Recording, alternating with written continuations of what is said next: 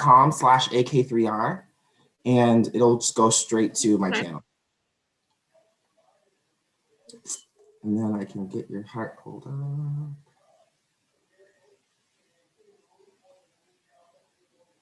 Neat.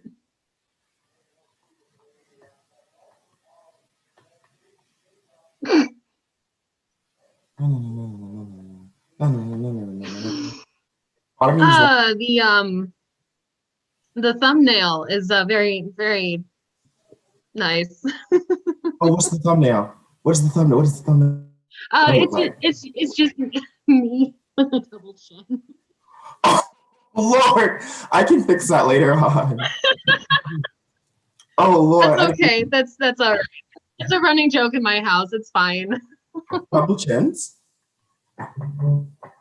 Oh my God. I call my boyfriend two chins. Oh Lord. Here come the double chin. All right. Also, if you feel like you need to like do any purification things as well, because this is just my thing. Okay, so I haven't been like binging on the ATR videos. When I say if I say ATR, I'm talking about African religions, because like I'm having a bunch of what's the word? Not that I'm finding myself. It's like so with the two head spirits that I'm assigned to in voodoo. So they have two agents that they work with, I guess. One of them is take Gambit and Prince and make them one person. Okay. Right? And then the other one, think, do you know American Gods at all? I've never seen it. Oh, well, Spider. Let's just say he's a spider. And the spider one specifically has been helping me a lot with weaving lines together to make connections, because his role in ATRs is to keep you connected to your ancestors through stories, because he's a storyteller spirit. And it made me realize that whenever I looked at these natal charts, once I send yours to use it, oh my God, send yours to you in a minute. English is hard. It draws a lot of connections that people never thought to look at before, and really helps, like, how do I say, like, rearrange their ordi. So I was gonna tell you, I made that one video about Ashe. So in Ashe, like I said, it's very similar to chakras versus, like, I think, correct me if I'm wrong, magic more so comes from your personal will, the strength of your personal will, and then your ordi. Your Ashe is manifested in your Ori, which is like your head. That's why I was like, Ashe is more like chakra, because your crown chakra is manifested up here, your Ashe is up here, so, and then it goes down to all these other places. So, like, if anything, we keep being like Hinduist or Buddhist. Yeah, I mean, I watched that video and I was like, that sounds a little more like chi than specifically chakras, but yeah, no, that makes a lot more sense. Yeah, it would fall. If you compared it to chi, we wouldn't tell you that you were wrong either. Like chi, mana, chakra, almost the same, or the Force from Jedi. Got it. Okay, yeah, definitely not magic. Magic is something completely different. Just. So how would you want me to type your name? To just put Rose or Burrito or Rita, or? You can just put Rita. Okay. And pronouns? She, they, don't matter. Okay. And just to clarify your birthday, I have it saved right here. Let's go up.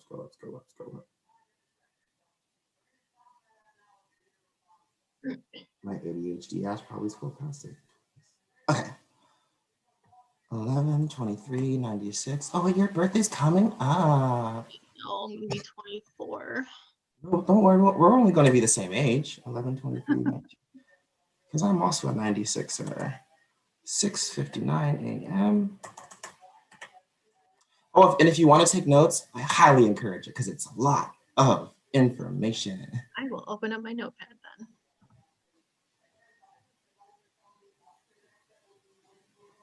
Then Detroit.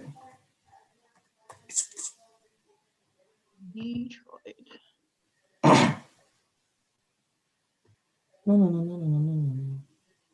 Oh, November, not September, November. There we go. And is there any specific deities that you work with? I asked this because there's some asteroids or minor planets that have been named after deities. And sometimes what I try to do is incorporate that into the person's chart as well, if need be. The closest deity I quote unquote work with, I use that phrasing very loosely, is Lilith. Oh, well, she's already in there. So yeah, no way. I was like, oh, she's already, I don't have to worry about that. It's her, because there's like 4 or 5 different Liliths in astrology, but they all technically mean different things, but it's hard to really pinpoint. So people just typically stick to the Black Moon Lilith. That's what I'll be using tonight. If you want me to include the other Liliths, that's perfectly fine. I have to hunt for their asteroid numbers or their focal point numbers. It's hard, but if that's up to you, Black Moon. Okay, and we have it. Okay, about to email it to you. Oof. And heads up, it's hard to read. That is. How do you feel about the astrological interpretation of Lilith? I don't really have that much of an opinion on it, to be honest. Just because it's astrology, even though I've done my due diligence and knowing the basics of it, I don't pay that much attention to it. Understandable. I know that it took me a while to get into, when I found Lilith in astrology, it was really hard for me to truly understand what she meant, because it was like, she means this, she's your karmic duty, she's this, that, the third. And I just decided to go with more like, well, what is, okay, I'm about to send more so like the lessons, but the validation I code answer. Well, then give me a better code, wackos.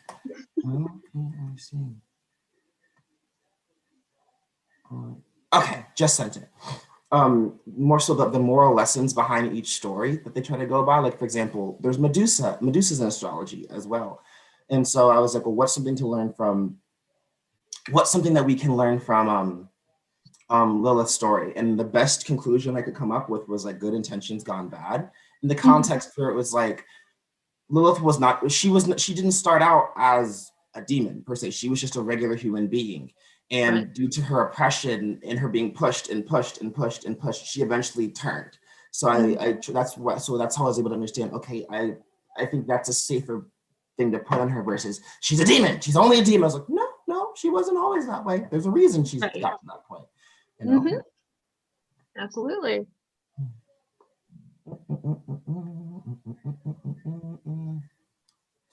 And let me know when you have received it. I keep looking for my notifications. I'm going. Stop it. Okay, I got it right here. And let me connect this Bluetooth really quick. Bluetooth.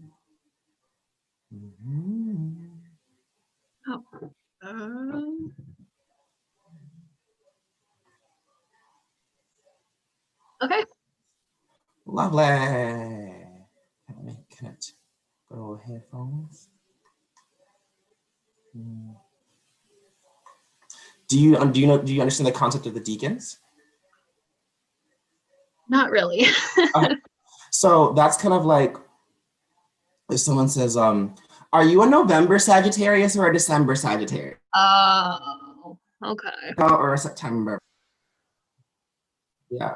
So it's like the different stages of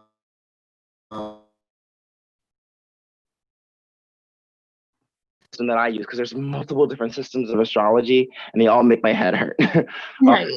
In the system that I use, each deacon is ruled by a specific planet. The deacons are in different orders depending on the element. So for example, in the sign of Leo, the first deacon would be Mars. No, my mistake. The sign of Aries, the first deacon would be Mars. Second deacon would be the Sun, and the third deacon would be Jupiter. Versus in the sign of Sagittarius, the first deacon would be Jupiter. Second deacon would be Mars. The third deacon would be the Sun. You know, because it's going based on what sign comes after and then after. All right. Okay. All right. So, if you look at your, do you understand this? I'll just assume now. The house system in astrology, it represents different stages of your life. So for example, the first house, and every house is associated with a sign and a planet. The first house is typically associated with Aries and Mars, the fourth house with Cancer and the Moon, 10th house with Capricorn and, in Saturn, and the seventh house with Libra and Venus. But it's not limited to the house, so it moves interchangeably. So when you were born, it's like a screenshot of your, it's like a screenshot of what the energies are moving through your houses when you were born. And you actually have an interception. So an interception in astrology is what I equate it to, I describe it as it's very similar to the way Down syndrome is structured. You know how in Down syndrome there's an overabundance of a specific chromosome or lack thereof a specific chromosome? Well, Yeah.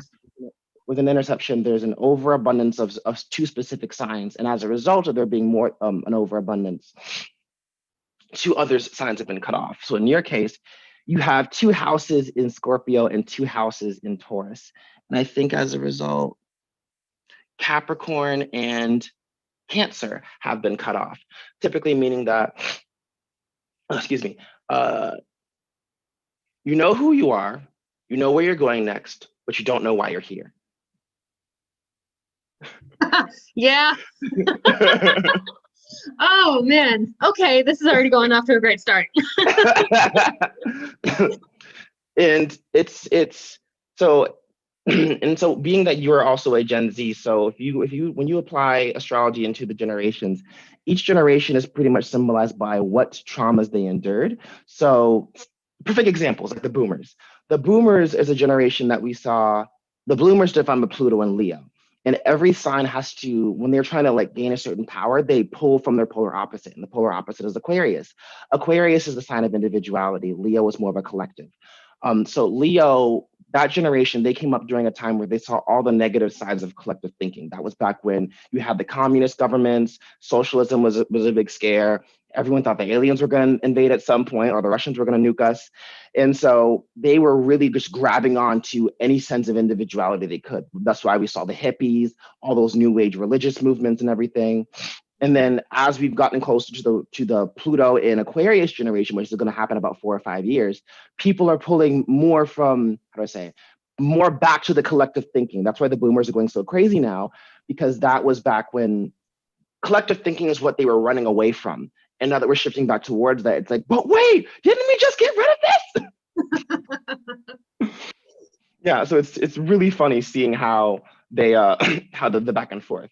Now, with Gen Z, which is Pluto and Sagittarius, Hamilton was a Gen Z, technically, because he was a Capricorn sun with Pluto and Sagittarius. We are the generation that our biggest trauma is education. Our biggest trauma is knowledge. You know, some of us may have had issues in school. If it wasn't school, it was usually like some big family secret or just like an existential crisis that really made us like, wait, so you mean life is not like this? Questioning everything, you know? For example, like people who someone who's homeschooled, you know, they get homeschooled and they go out in the world and they just get swarmed with the world. That would be an example of a Gen Z trauma. You know, the education you grew up with is not the education that you thought it would be, you know. Another example is the millennials. I don't know, do you have any siblings? I have two, actually I have three younger siblings. Oh, so you're the oldest? I am the oldest. Okay, so you wouldn't relate to this, but for example, the millennial generation, you probably grew up around a lot of millennials, and because they're 96, right? I did. When I remember, I don't know if you've experienced this, but when I was growing up, I just noticed a lot of the kids around me were just going through some shit. Like it's either someone's parents were getting divorced, someone was a drug addict, somebody was dead in their family. It's like everyone was just suffering, and I was fine, but I didn't know everyone else was just going through. I'm like, is everyone okay? Why does it seem like everyone's going through? Are y'all good? You know, and so yeah, so the millennials, they tend to, what's the word? Their biggest contribution to the world based on their traumas is is mental health, because they went through so much hellfire and brimstone, you know, because of the millennial generation, and they am speaking up so much. What did they experience? They went through, people are now, everyone's going to therapy now. It's more normal to go get diagnosed with XYZ mental disorder. People aren't denying the existence of certain mental disorders as badly as they used to be. And more people are putting more effort towards self-care, meditation, and all these things, and spiritual healing. Now, then that's just on that. Now, if you look back at your wheel, everything you see on the left side of your chart, that is dominant or assertive energy. Everything on the right side of your chart, that is submissive or receptive energy. Everything on the top half of your chart is extroverted energy, and everything on the bottom half is introverted energy. So you have like, so if I were to like summarize this energy, most of your on a conscious and emotional, on a conscious level, on of your ego, you are more assertive or dominant introvert. On a subconscious emotional level, you are more of a submissive introvert. But impulsively, on an impulsive, I'm not thinking of just doing whatever I am in the moment, you are more of a dominant extrovert. And romantically, you are a dominant extrovert. Yep. Now, if you look at where it says AC, that is your rising sign. It represents the first 10 to 15 years of life. It's how you view the world and how the world views you. And it's in Scorpio. So the first house is also like your identity, the foundation of your life. Scorpio is a fixed water sign. Fixed water sign meaning they are very emotionally stubborn. Most Scorpio rising kids went through a lot of BS growing up, and they didn't get the emotional attention that they needed. You know, this is a placement prone to childhood trauma. Your 12th house is here as well. Isn't also in Scorpio, so typically that means 12th house is the house of spirituality. So I'm assuming spiritual trauma as well, or maybe some religious trauma in there as well. Typically, these are people who are really, really very intense children. All right, it's usually like, how do I say? These are those kids who you can always tell the young girls of the Scorpio placement because they're always just like, you don't tell me what to do. I do what I want. Or when someone's getting a little bit too big for their britches, it's like, excuse me, that's not how it's supposed to be done. Those are those sassy little girls that always have the mouth on them. All right, always trying to correct somebody, put them in their place, humble a bitch in a hot second. Like that's very Scorpio rising energy. How does that relate for you? Oh shit. That like hit it. Okay, so there's a home video of me on the trampoline just bossing everybody around, like telling everybody exactly what they're going to do, and it's going to be my way. And if your name is my brother's name and you pick your nose, you're not allowed to do this. And it's that hit it on the head right there. Yeah, and I love it about because Scorpio is it's a very passionate sign. Like for example, some famous Scorpio, Leonardo DiCaprio is a Scorpio, and everyone can agree, where is this man's Oscar? Why hasn't he gotten an Oscar yet? You know, because he's such a passionate actor. If you watch The View, Meghan McCain and Whoopi Goldberg, both Scorpios, and Whoopi's in control. She's the moderator, so you won't see her Scorpio energy as much. But Megan, you see it. It's there. It's intense. It's terrifying. They have to scream at her sometimes. And this rising sign, it's in your third decan, which is ruled by the moon. So I'm going to assume that your mother is playing somewhat of a vital role in your life. Typically, whenever I see because you have those interceptions of Capricorn and Cancer and Capricorn are the times of the mother and the father. So that typically means that your mom and dad may not have the mother and father energies in your life aren't as developed as you would need them to be. All right. It's like when you're channeling your more motherly emotional energy, like when you are in emotion mode, logic is just not there. Logic is out the window. Logic is gone. All right. When you are channeling logic, emotion's not there. She's gone. She's somewhere in the corner, locked away. I look at intercessions as kind of like a mark of codependency because these are people who, how do I say, when you are in Capricorn energy mode, someone has to be there to be the more like, no, Burita, it's not like that. Think about the emotions. It has to care about things, and then when you are more in like the more emotional mode, everyone's like, Burita, you have to think about this logically. You can't fly off the handle. Logic, ground yourself, Burita. Yeah. Unfortunately. So I'm looking at your sun sign, and your sun sign is in Sagittarius. And Sagittarius is the sign of education, the sign of philosophy, higher knowledge, higher thinking, higher being, forward thinking as well. I always say you can always tell when a Sagittarius is nearby because you'll hear them laughing. Most Sagittariuses have an obnoxious laugh, whether they're just cackling like a hyena, that squeaky little giggle, or that wheezing laugh. They love to be happy. They love to joke. They love to banter. They like being happy. And the thing about Sagittarius is that I always say like one of this like Sagittarius is a sign that you don't want to get sad because they're usually very bright and bubbly. When they get sad, they get sad. All right. It's not even like crying. It's like think of it like a really slow, painful heat that creeps up in your chest and it just hurts. It hurts, it hurts, it hurts, and it's painful. And it's just like, I don't like this. I don't like this. It hurts, you know?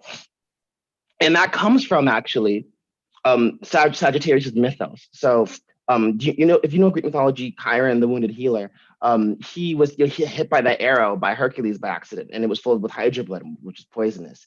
And the wound wouldn't heal, even though he was immortal. So the pain was just unbearable. So he asked the gods to take his immortality away.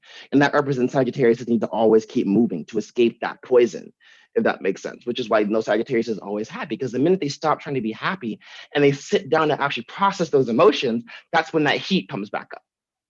Mm-hmm. Yep. So that's why Sagittarius is always associated. You would think that like Scorpio would be the one associated with like drug addiction and stuff, but it's more so Sagittarius because Sagittarius is the sign of overindulgence, the burnout, because they're always going so hard until they wear themselves out and they're just like, I can't do this anymore. I'm tired. I'm done. And the minute they burn themselves out, instead of taking a break, I was like, okay, next go. And they jump to the next thing. Yeah, yep, I agree. Yeah, and every sign has a body part. So for Sagittarius, it's the thighs. So they always say Sagittarius has very prominent thighs, you know? Now, and I will say this as well, a result of your Scorpio rising, and I'm sure your boyfriend or your parents may have told you this at some point, eyes, very, very intense eyes. They always just stare straight. And you're just like, Burrito, are you mad? It's like, no, I'm fine. Why? It's like, you look like you're about to like kill me in my sleep. Why would you think I would do that? You know, it's the eyes. I've been told that, but I've also been told because I have a lazy eye that nobody knows what I'm looking at. So they don't know specifically what I'm mad at. They know that I'm mad. Understandable. I mean, like, considering our president, when are we not mad at this point? Right? Honestly. Caesar, come on, doggy. Because if you get out again, I'm selling you to the right thought police. All right. Now, your moon sign. Oh, lovely. So your moon sign is in Taurus. Okay, whenever I see a moon sign and an earth sign, is there a mirror near you? I don't think so. No. Okay, well, your moon may be in Taurus. Whenever I see someone who has a moon sign in a earth placement and say, go find a mirror and say, I, Burrito Rose, will stop picking my body apart. I look fine. Ah, that hits a whole nother thing. Oh my goodness. That's a horrible self-image. And it's good that you do those videos in the bathroom. It's like, look at Burrito, looking in the mirror, looking all fine and shit, flexing and shit, flexing that brain knowledge. All right. And this primarily stems from the fact that earth signs are generally incredibly hard on themselves. There's a crippling fear of failure here, obnoxious fear of failure. They do not want to fail at a lot of things. And especially with Taurus, because your moon is actually exalted in Taurus. It's a very, very powerful moon placement to have because it resembles stabilized emotions, you know, it doesn't take, how do I say, you might get like mildly annoyed, but it takes a while for someone to really put you in a state of pure emotion. It might come off like it may come off one that you feel a certain way. It's like, no, I'm fine. I'm actually fine. And what I've learned is that, one of the reasons you and Matt get along, Matt Hatterplace has the same moon, for example. One of the things I've learned about Taurus moons is that it's not that they don't feel emotion, they process their emotions past tense. So don't ask them how they feel in the moment. Ask them how they felt about something that happened a week ago, a month ago, a year ago. They'll be like, oh, I hated that shit. But if you ask them in that moment, they're just like, I'm fine. What do you mean I'm fine? You know? The way I look at it, it's like when something's happening in that moment, they stabilize. It's an immediate, like, they go numb. And then when everything's when the situation has resolved itself and then everything's stable, then there's like, oh, is everyone good? Okay. I was so scared why that happened. And then they fall apart. Yeah. You know, Yeah. and Makes sense. it's interesting because your moon sign and your rising are polar opposites. So sometimes the way you see things and the way you actually feel about it are on two separate wavelengths. Like you'll view like there's a very pessimistic view of the world. It's like I was like, no, everyone's stupid. Everyone's gonna kill each other all one day. Anarchy. We're all gonna die. And then but then your moon sign's just like, but I like stability. I'm good with this. Like stable world, no one's fighting. I like this. I like this. So it's like there's a big fluctuation between how you see things, but how you actually feel. And it tends to fight you tend to fight with yourself a lot about that. It's like we're all gonna die, but like I love this beautiful flower over here. It's really nice. Yeah, that's pretty much my daily routine. It's God, I hate everybody, but this is kind of nice. Also, do you not like large personalities? They get a little overwhelming. Ah, um, what is your relationship with other Scorpios? Ooh, because my cousin was Hi, was a doggy. Scorpio, so her and I got along really well up until she I said Mhm. something along the lines of "Okay, mom," because she was getting like really bossy with me, and she did not like that at all. And like her and I, oh baby, and her The and I have pupper not says really hi. gotten along since, and that was like 6 years ago. All right. Do you know why that is? Why? Okay. So, Taurus is ruled by two planets, actually. It's ruled by Venus and it's also ruled by Ceres. Ceres is the Roman name for Demeter. Hmm. And Scorpio is ruled by Mars and Pluto. Hmm. Demeter, Hmm. Hades, don't like each Hmm. other. Oh, okay. All right. That also explains why my relationship with Scorpios weren't that great either. Yeah, because like it's funny because it's really I always tell people like if you really want to know how certain deities feel about each other, like look at the signs. Like for example, like yes, like I'm a Virgo, so I attract a lot of Scorpio energy people, but it's usually like I can deal with them in waves. It's like okay, this time of the year, yes, I'm all about Scorpios. This time of year, go away. I'm tired of you. Because Virgo's tied into Persephone's energy, and like I've made videos about this. If you watch, if you look, find I don't actually know. You can't see the Virgo constellation right now because that constellation has moved down into the southern hemisphere, and she's going to stay there until the end of winter, where she's going to come back up. All right. Astrology, and I think if you want, and the thing about Scorpio, I mean, yeah, but Scorpio's mythos is Scorpio is even though Mars is technically Aries and Pluto is technically Hades, it's also Orion and the Scorpion. So you may have an interesting relationship with cancers as well, because Cancer can either be Hera or it can be Artemis. Because the Mars is, if you look, you know the story of Orion and the Scorpion? Yeah, I knew it a while ago, but it remind me, please. Oh, so Artemis likes giant hunter dude. Giant hunter dude's like, I'm the best hunter in the world.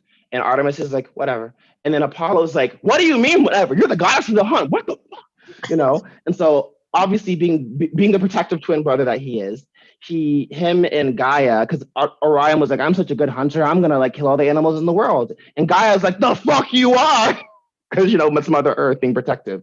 Yeah. And so they what is it? Gaia summons this big old scorpion thing to chase down Orion. And Orion knows that he's going to get it because it's Gaia. You can't escape Gaia, Mhm.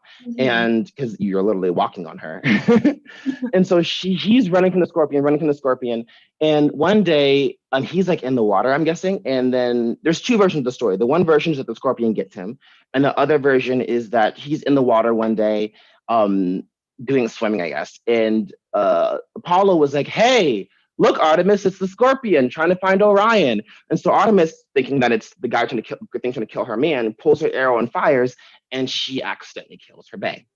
All right. So as a thank you for his service, Gaia and Apollo put the scorpion up in the sky, and to honor her dead lover, Artemis put Orion up in the sky. And every day, if you watch Orion, when he goes down over the horizon, the scorpion comes up. So even in the sky, he's still running from that scorpion. Oh, shit. Very cool. Yeah, a tragic tale of love and betrayal. You know, this is also the reason why you have so many trust issues. All right. So. Oh, I love how that segued like that.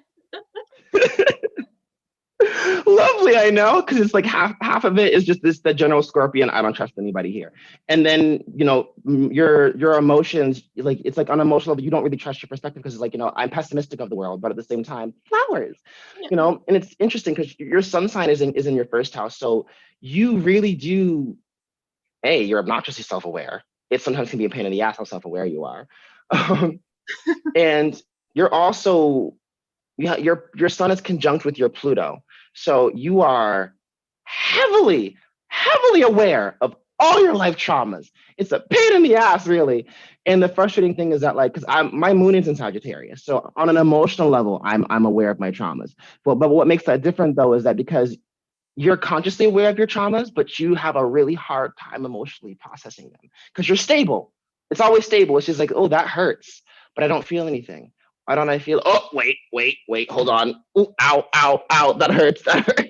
Yeah. Yep. That's why I have nightmares instead of, actually processing things throughout the day. Yeah, because the first house resembles the head. Mm. Yeah, and every sign is a body part. Sagittarius is the thighs, Scorpio is the reproductive organs and genitalia, and Taurus is the throat. So I don't know if you ever felt like you're being choked a lot or you like being choked, but but if you're wondering, that is why.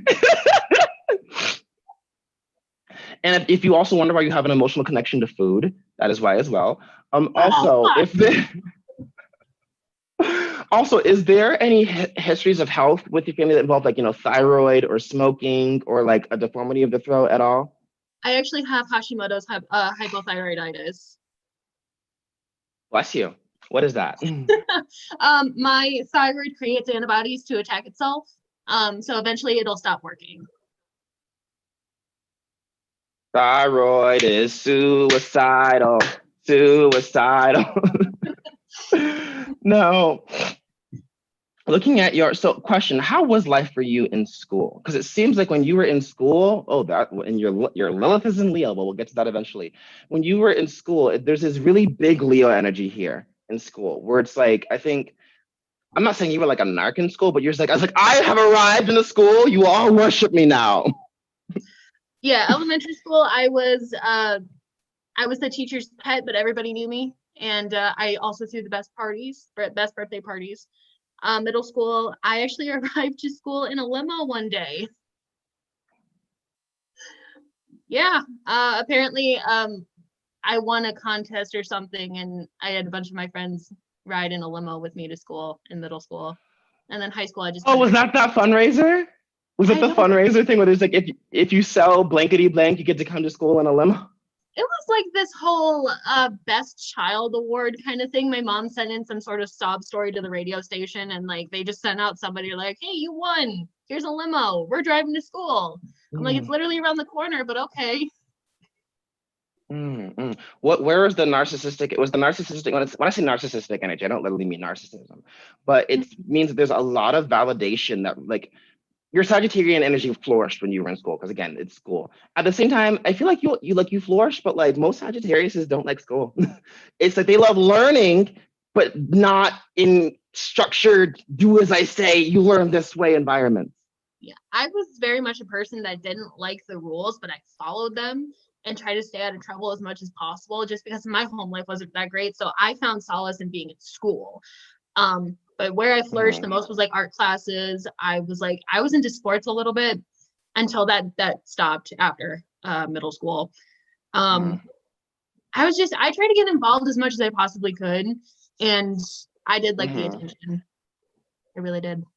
And question, why is your mom so stubborn? Her own traumas? I don't know. No, and I asked because the moon sign is also the influence of the mother energy. So it implies that your mom is very stubborn. She overworks herself. Very possessive. in many ways. Also, it seems like the home life you grew up with, because I'm looking at the fourth house, and the fourth house is in Pisces. The fourth house represents like emotional development, confrontation. It's weird. It's like you've seen. It seems like you've taught yourself how to confront things, but at the same time, there's a very undertone of just like, nope, I don't want to do it, and just running away. Like because Pisces, Pisces is the sign of emotional healing, emotional and spiritual healing. It's a sign that is associated a lot with music, with creativity, art, and storytelling. So I'm obviously a big book reader. I'm guessing at some point in life. But Pisces also does not like confrontation because it's a healer sign. And all the signs are capable of healing, but the two signs where their job is to heal is Virgo and Pisces.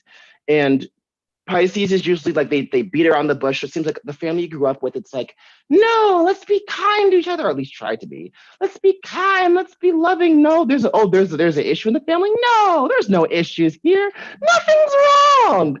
Because Pisces can see the beauty in everything. But the downsides, looking at Virgo, the greatest sign in the zodiac, obviously. Virgo suppresses their emotions because they only are focused on the truth. Pisces is the other way around. They're focused on their emotions, but they suppress the truth. They suppress logic, So growing up, was there times where you may have needed some emotional help and people were just like, no, don't rock the boat. Keep everything peaceful. I actually approached my mother on a few occasions about the way that I was feeling, and her first reaction was, well, do you need to go to the psych ward? Because they was ranging from wanting to adopt harmful eating habits, like thinking like purging, because I was very unhappy with my body. And I also told her one time that, trigger warning for anybody who was watching, that I didn't want to live anymore.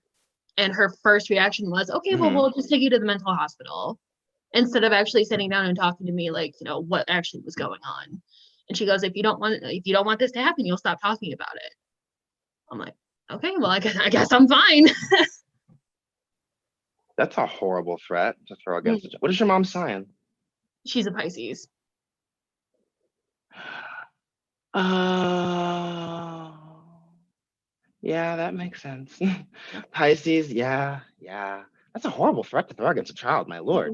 There's a lot. That's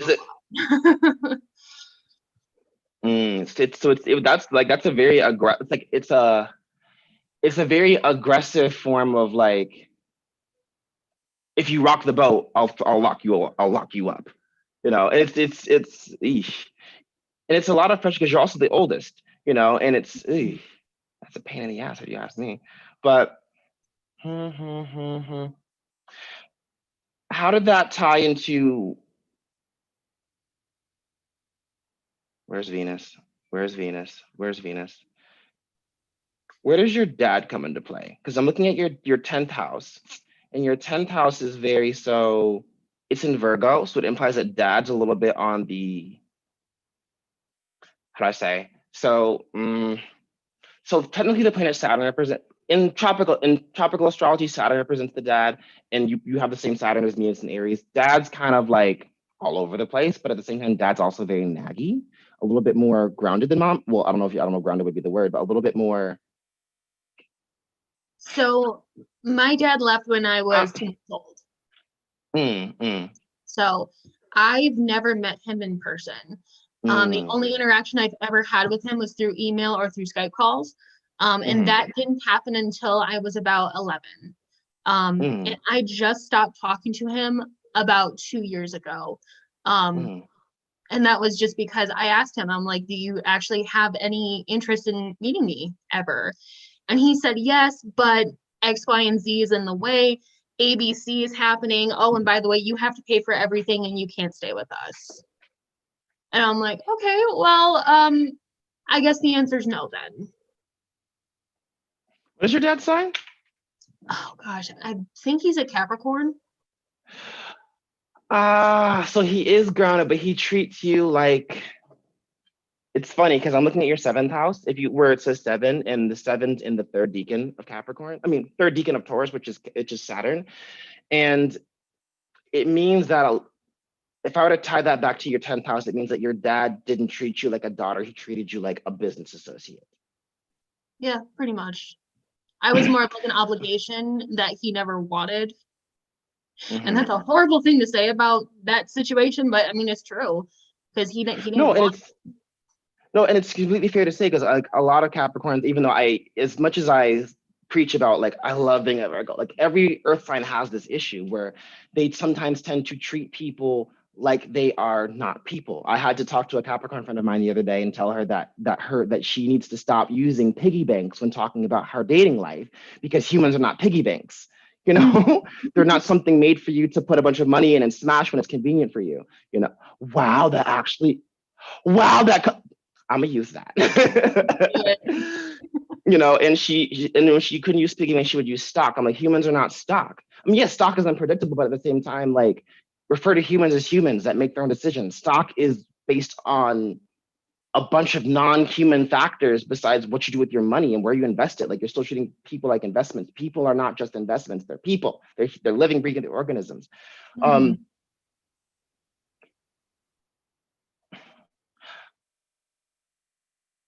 Wait, I'm looking at your Venus. Your Venus is your. Is there a sexual trauma in your history? Ooh, yeah, there is. Mm. And I ask that because your Venus is in Scorpio. And whenever I see, so technically everybody has Scorpio and trauma placements in their chart, but then there are certain positions where I'm like, that is specifically a sexual trauma. Because especially when you put the love planet in Scorpio, I'm like, there is a sexual trauma here specifically, because it's in the first decan of Scorpio, which is Pluto, and Pluto rules trauma. You don't have to, since we're live, you don't have to talk about it if you don't want to, or if you want to give the most non-summarized graphic version. It's up to you. Yeah, basically I was involved with a person who I had known for a very long time. We had known each other since we were 11. And just as our friendship had progressed, we started getting romantically and sexually involved. And unfortunately, because this person was not the most healthiest person to be around, nor was he at all developed personality wise in the appropriate ways, because he also had a really bad home life too. It's just, there was a big lack of communication when it came down to actually having a relationship, because what he wanted was just something to go home to release himself with, and I didn't really have a say in whether or not I wanted it. What was his sign? Virgo. I'm sorry to hear that, love. Every sign's capable of being toxic, no matter how perfect I say they are. Of course. Like, and it really does suck because, again, like, I think, I don't know, that's an example of, you know what? And it's interesting because, like, because when I was looking for seeing their sexual trauma, I saw your Mars was in your 10th house. Mars is the sex planet, and your 10th house is in Virgo. So I was like, no, her dad didn't do that to her. I was thinking maybe dad. But then, like, when I saw Virgo, I was like, well, I don't know. Definitely it's not her boyfriend, because her boyfriend and her seem fine. But I can see where that comes into play. And would you say that I'm going to try to word this the best way I can. Would you say that in some ways, the initial draw to him, question, do you have a stepdad at all? I've had like three stepdads growing up. Would you say that has the lack of a consistent father figure has played a vital role in your dating life? Yes, 100%. Vital, yeah. Because what I was thinking when I was reading that, and the Mars is in Saturn, lovely. Because it implies that, like, part of the issue is that, like, what the Virgo initially provided for you was that consistent male figure. And the problem was is that he took you and molded you into something, whatever he wanted. And even though you have no consent in it, that's where the Mars comes into play, where it's like there's a lot of restrictions here in the 10th house. A lot of, like, you will be what I want you to be and nothing else.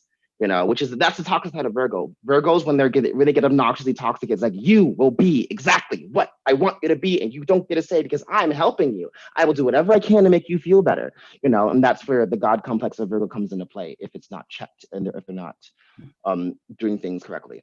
Now, a side tangent to bring the mood up. Every sign has higher octaves. So if you take Mercury, which rules over Virgo and Gemini, and you twist it to its higher octave, you get Uranus. and Uranus rules over Aquarius. Ooh, okay. Not to mention names, but what specific voodoo mort do we know that's an Aquarius? And he's a very, very annoying priest who exactly, you know exactly. I would have. Oh, So if I ever. Never mind. Continue. Because no, you're fine. Because I always tell people, like, if you like, sometimes the higher octave planets in their default is what some signs are when they are at their worst. So, for example, a Virgo, when they are at their 100% absolute worst, is an Aquarius in their everyday. Because Aquarius is very, I know what is right. I know the answer. Everything I say is correct. Because Aquarius, it's funny because, you know, people say Virgos think they know everything, when it's actually, I always tell people, it's not that Virgos think they know everything. And we'll get to your Virgo Mars in a minute, because you have some Virgo traits as well. It's that when Virgos sit there and they observe, they watch, and they absorb as much information as they can before coming to a conclusion. So when they speak on something, they speak on it because they took the time to understand it. Whereas Aquarius is more so, I know everything. Like, you could tell an Aquarius thing and be like, well, I know. It's like, what do you mean you know? You know, I read this one Aquarius where he was like, I have the habit of saying, like, I'll ask someone a question, they'll give me an answer, and I will say, oh, well, I knew that, even though I know I didn't know, but like, I feel like I would have figured that out eventually, which is why I say I know. I'm just like, does it make any sense? And it's a very, really bad God complex in a sense, because if Aquarius is the polar opposite of Leo, and everyone thinks that Leo is a narcissist, but the thing about Leo is that Leo needs validation from everybody, you know. So Leo will submit to your will as long as you stroke their ego and you don't insult them. Aquarius doesn't need validation from anybody else. They are their own validation. So everyone in the world could be saying, you're wrong, Aquarius, and Aquarius would be like, and you don't know me, you don't know anything. They assume that they're smarter than you, you know. Right. Does that make a lot of sense? Yeah. That does. Yeah. Has that shown a lot up in your friend groups? In, like, for looking at your third house, and it seems like third house is the house of acquaintances, aunts and uncles, and siblings. So it seems like there's a lot of really big egos in your friend circles. Oh, I know I'm one of them, but you know, that's normal. I mean, yeah, but that's fine. I know my aunt was that Aquarius you were talking about. That was the first person I thought of, because she tried to tell me what is appropriately Judaism, because she wrote a news article for a Jewish temple that one time back in college, and that was her criteria for trying to school me on Judaism, and I'm like, ma'am, back the fuck up.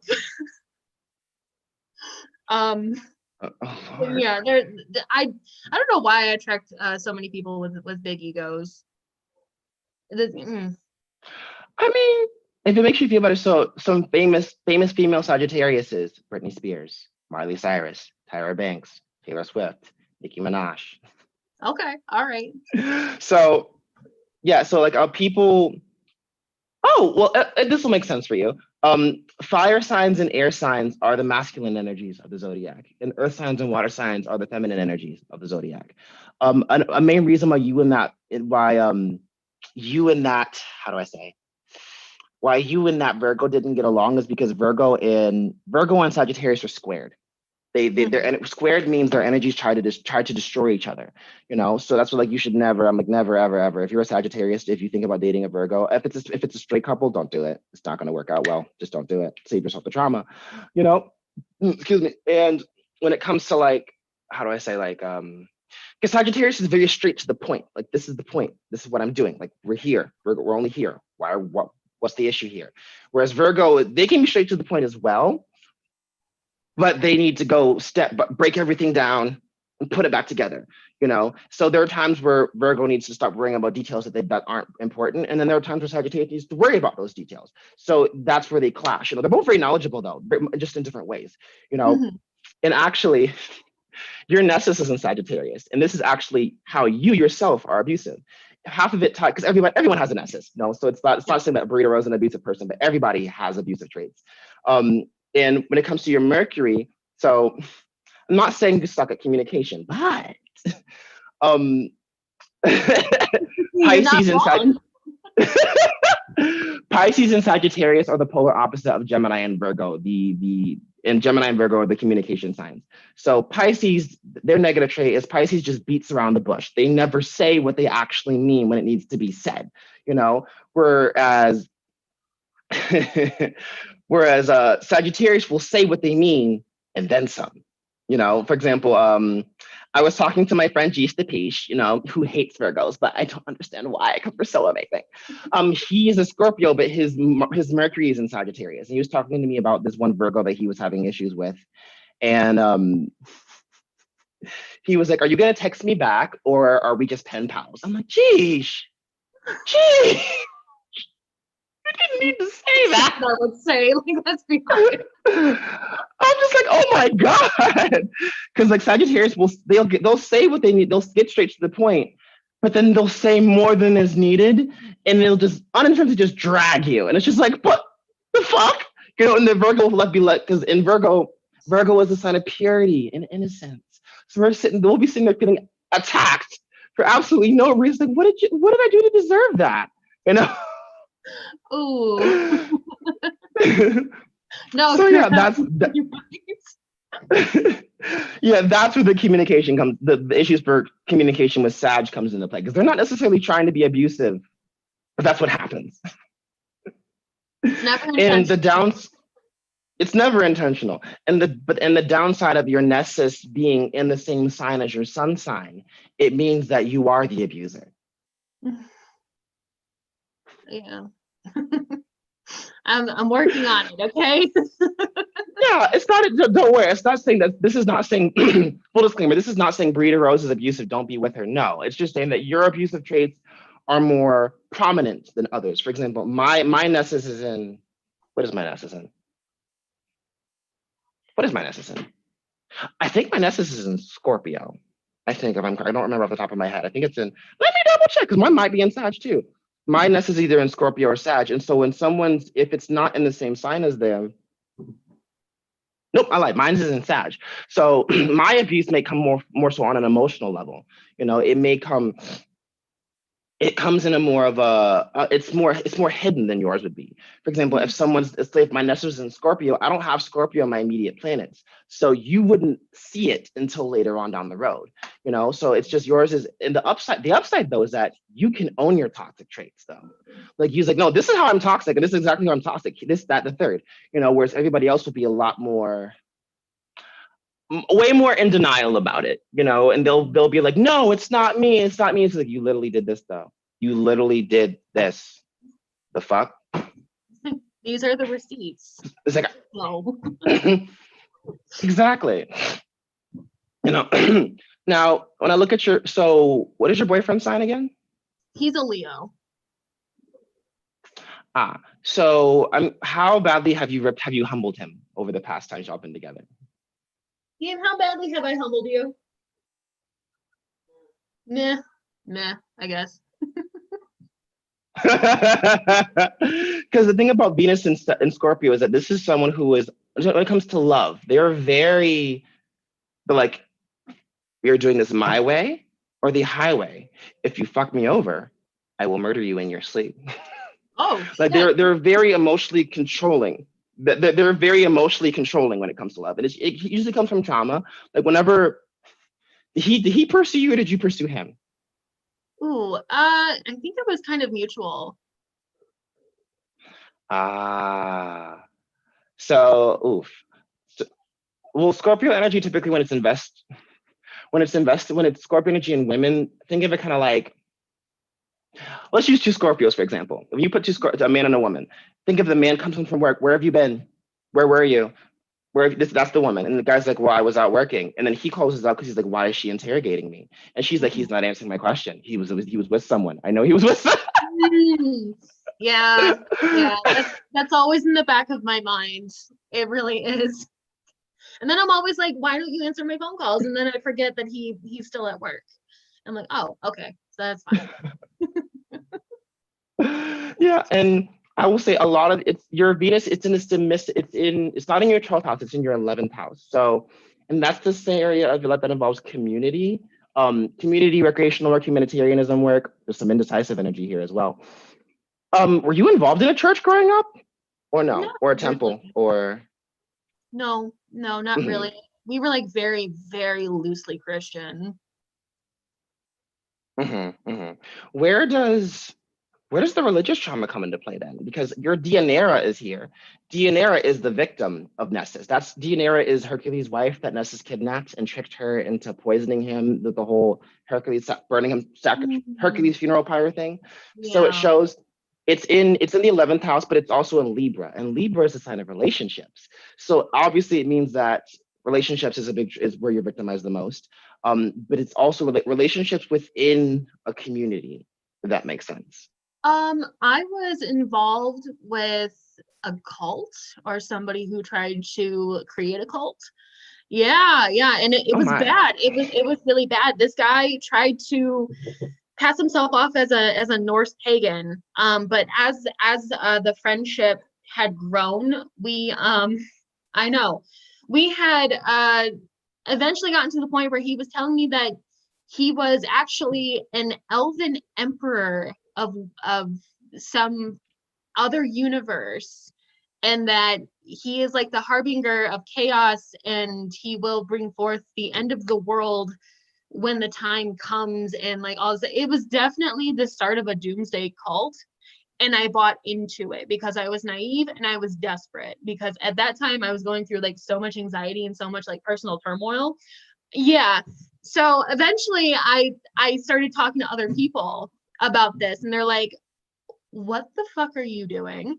And I'm like, "So this isn't part of Norse mythology." No, it's not a part of Norse mythology. So I called him out on it, called him a manipulative piece of shit, and he never talked to me again. Yeah, definitely the right thing to do. Yeah, perfectly fine. Okay, yeah, that's a lot of trauma. So, as a result, what does they say? Not specifically with this current person, but like, what's been your overall? Like, this is how I'm going about relationships. Because typically, when it's Scorpio Venus, it's issues. There's a lot of emotion, not like physical control, but more of emotional control. Where would you say that's resonated for you in how you conduct relationships with people, friendships, platonic, family in general? Like how I've heard emotionally Yes. control people. Oh fuck. Or like just how you like to go about it, because typically Scorpio is closed off, and then when they want to open up, it's usually like an example would be they usually will ask you a bunch of questions about yourself before revealing anything about their own because they don't trust you. Like for example, I'm like, Brita, I have a question, because I'm usually very just like she probably has Scorpio placement, so here's some personal information about me. Okay, I have a question. It's like a trick. Yeah, yeah. I mean, well, that actually works. Because I don't open up to people unless I know about them first. I give like very vague information, but then if we Hmm. start to like, get a friendship going, I start to know you a little bit better, then I start opening up a little bit more.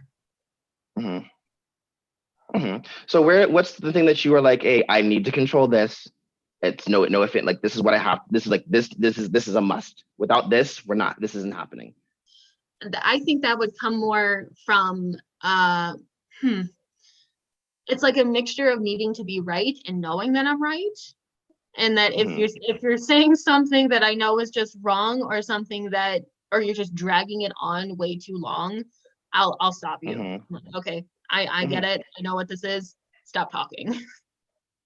Hmm. So that actually brings me to your Mars, which is in Virgo. All right. Okay. And and also this is where a lot of your anxiety comes from, because Virgo. Oh, well, I'll get there in a minute. So Virgo and Gemini, they both share the nervous system. Um, Gemini is the arms, the hands, the shoulders, and the lungs. So if you smoke, stop smoking. It's gonna kill you. And and Virgo is also the digestive system. So Virgo kind of tag teams with your Taurus moon for the whole emotional eating thing. Lovely. It and they're mutable. So also the thing about mutable signs is they take on, they kind of rule body parts where it's like, how do I say, like the whole body needs this. Like there are some body parts that you can kind of go without. Like, yeah, my back is broken, but I'll be fine. It's like, yeah, my arms are gone, but I'll be fine. But But the nervous system covers the entire body. The nervous system covers the entire body, and the digestive system is also the immune system as well. So that's why Virgo and Gemini are both kind of like everything. And Sagittarius is, even though you think, oh, I don't need my thighs, but the thighs is I think that's the biggest bone in your body, your thigh bone, if I'm correct. Yeah, I think so. Yeah. Yeah, so like if you break your thigh bone, it's just like, well, congratulations. Your life is going to be, you're going to be suffering the rest of your life, and then Pisces is the feet, so it's like you need your feet because they're all in like your feet and somewhat the Achilles tendon as well. So if your feet get chopped, yeah, that affects everything. Backpedaling to your 8th house, because your 8th house is the house of trauma as well. So it means that that's interesting.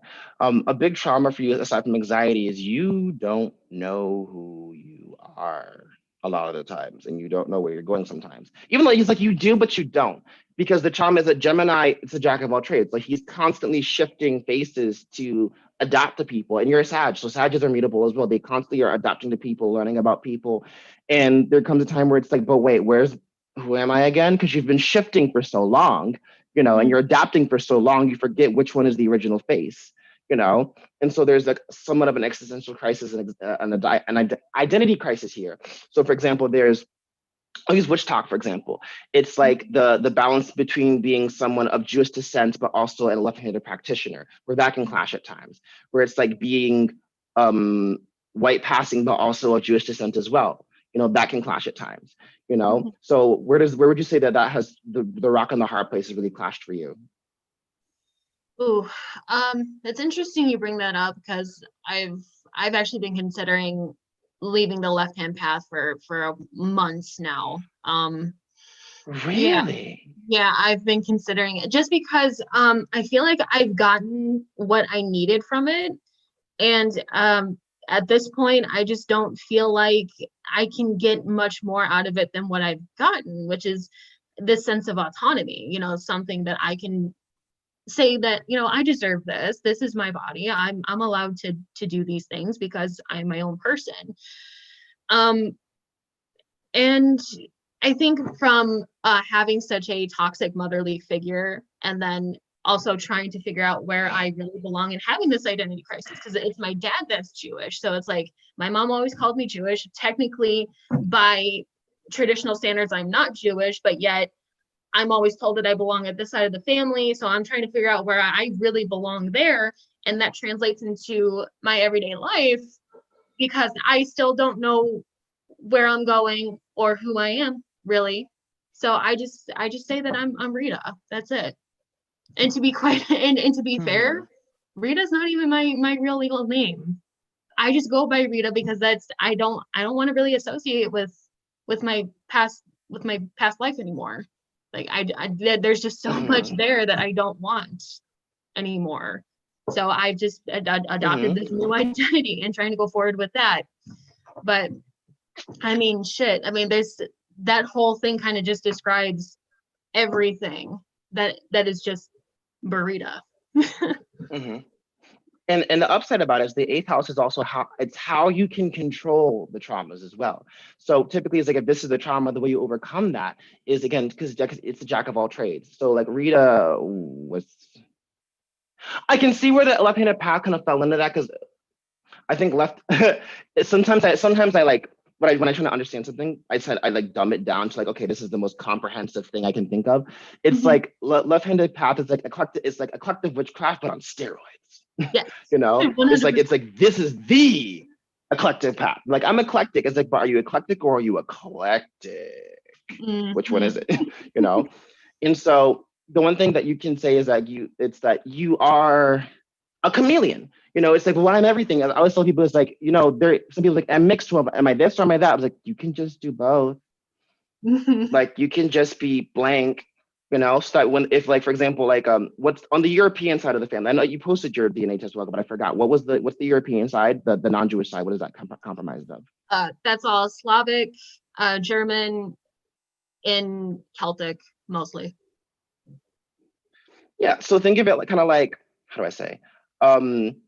Like if someone's like, oh, but I'm Celtic, it's like, oh, I'm Celtic. It's like, yeah, I'm Celtic too. It's like, well, what about the Slavic girls? Like, yeah, that's me too. That's me too. That's me too. It's like, but oh, you can't be everything. It's like, actually, the DNA test results says I am the father. Like even in, like, for example, like in my dad just did his DNA test, and obviously because of slavery with the African diaspora, it's literally the entire continent. Like we can claim West Africa, we can claim Eastern Africa, we can claim Central and South Africa. I didn't think we'd be able to claim Egypt, but we can claim Egypt because we're related to an Egyptian pharaoh. We can claim a little bit of everything. So when people are like, oh, what are you? It's like, I'm Black. It's like, what kind of, like, any country's like, no, like that entire continent, mine. Because we can't pinpoint anything. Even though this is the highest percentage, like they said, my dad was 37% Ghanaian, Liberian, and Sierra Leonean. I don't know how you're 30, like you're mostly three separate countries. I don't know how the fuck that works, and they can't tell us what tribe either because of the diaspora. And so we're just like, you know what? We're just Black. Whole thing. We're just gonna all that continent, that's us. Just not gonna question it, So whenever someone tries to like limit you on like, well, you can't talk about this, Rita, you're just like, well, actually, yes, I can. Yeah. Yeah, so it's like I would always say never truly. There's a spirit that I want to tie you to, but I'll get there in a minute. Now, nothing about that Mars and Virgo. So this is the part of you where this is where it can look a little bit weird, because you have Scorpio, which is very emotionally controlling, and you have Virgo, which is very controlling as well. Luckily, you don't have Aquarius there, because Aquarius is just, oh my God, But but these are two signs that are just very prominently, like Scorpio is your desires, Virgo, Venus is desires, Mars is how you pursue your desires, and you pursue it by that control. And the best part about Mars and Virgo is that people who have this placement, they are usually the golden child. Virgo placements means that you're the golden child, you're the godchild, you're the one who it's like, it's you who's gonna bring our family honor, take us to the promised land. It's just like, huh? I was just born 5 seconds ago. The fuck? What? I just want my chicken nuggets. That's all I want. I just came here for the nugget. So and this ties another back into the fear of failure as well, because again, earth signs have a crippling fear of failure. And combined with Sagittarius, I think Sagittarius' biggest fear is they don't want to be stupid. They do not want to feel like though they are stupid. Also, they hate stupidity. And your sun sign really clashes with your Mars. It's the square between Virgo and Sagittarius, because it's like you're impulsive. It's like you're consciously just like, no, let it go. Rita, let it go. Rita, just let it go. Let it go. And your Mars like, no, control everything, destroy them, get everything that they know about them, control everything. We're like, no, let it go. Just let it go. Yeah. I tell myself that every day when I deal with patients who are just less than compliant. Mm-hmm. I get yelled at a lot, and it's all old people, so I get yelled at a lot, and I have to constantly remind myself, let it go. And then the other side of me is like, but you have all of their information, you could just like go to their house. It's like, let's not do that, that's illegal, you're gonna go to jail. Mm-hmm. Now it's interesting because you work in the health services, yes? Mm-hmm. Well, guess what? If you ever thought about changing your career, don't do it. Because Virgo was the sign of health service, and the 10th house is the house of the career and institution. So if you do change field, it would have to be not necessarily like change it completely, but if you went into like spiritual advising, that's mental, that's still health, because again, it's the healer. Like you grew, like your emotional development was that of something where you were kind of taught how to be a spiritual healer. And then the career path that it's pointing you towards kind of wants you to be more of like, because Virgo is the more physical healing, but the upside of that is that if you twist it into more spiritual healing or like mental health services, it's like, here are the tools to heal yourself. Because the thing about like Pisces will be like that shoulder to cry on. They'll comfort you, they'll console you, they'll go in there try to fix the problem themselves. When Virgo can't fix that problem, if Virgo can't control it, Virgo is like, well, I can't help you in the way I want to, but here's everything you will need to fix the problem yourself. So take these tools and then go off somewhere, So if you wanted to start your own like spiritual business or esoteric shop or whatever, that's one example, I thought about that when I lost my job from COVID. Ow! The cat just tried to climb up on me. Sorry, but yeah, when I lost my job from COVID, I was like, should I just start doing spiritual counseling? But then I thought you needed like a certification for that. So I was like, oh, maybe that's not a good idea. And that's a lot of spoons that I'm really not able to give at that particular moment in time. But like, it's still kind of in the back of my mind of doing that. I just don't know how to really go forward with doing that. No, you should definitely do it. Because like I lost a bunch of, did I lose jobs? Yes, I did lose jobs because I had like multiple jobs. So I'm like, which job did I lose again? Because I don't remember. But like even with astrology, technically, I mean, yes, there's a certification you can. I will not name names, but a certain human on the app has preached like, I'm getting certified to be in astrology and this, that, the third. And well, no, she said like, I'm being certified to get astrology. And then I'm going to start teaching classes when I start learning, you know. I'm not going to name names because I'm a shady little motherfucker.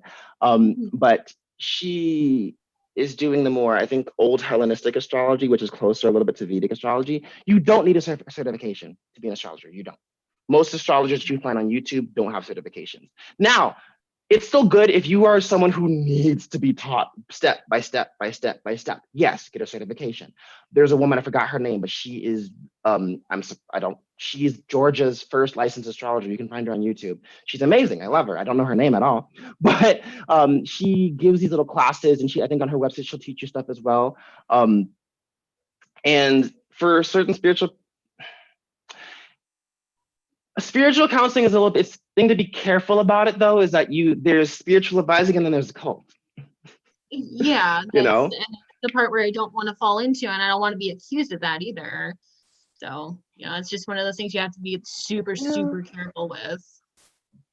What kind of spiritual counseling would you want to do? That's the hard part, because I wanted to kind of gauge where people's emotions were, and then help them, like give them like assignments to help them kind of mitigate those emotions. But at the same time, that falls under mental health and counseling, and I don't feel entirely comfortable doing that without the proper education. Have you considered like yoga? And the reason I say this though is because I'm a cardio dance instructor. All right, and there's a lot of yoga instructors at my school. And oh my God, there's so many yoga instructors. And even though it's technically an exercise, it's tied into a spiritual practice as well. So, and again, only thing I'd be a little bit careful about is like, if you're going to do it, just be very culturally aware, because there's this weird little clash in the yoga community with the whole, is this appropriation, is this not appropriation? Because if you think about it from a priest perspective, you're healing people through spiritual counseling, but at the same time, I saw this one comedian, she's like, why people are weird because they say, oh, do you do hot yoga in India? She's like, it's always hot in India. What are you talking about? Technically, yes. So hot yoga is just regular yoga because it's hot as hell in that country.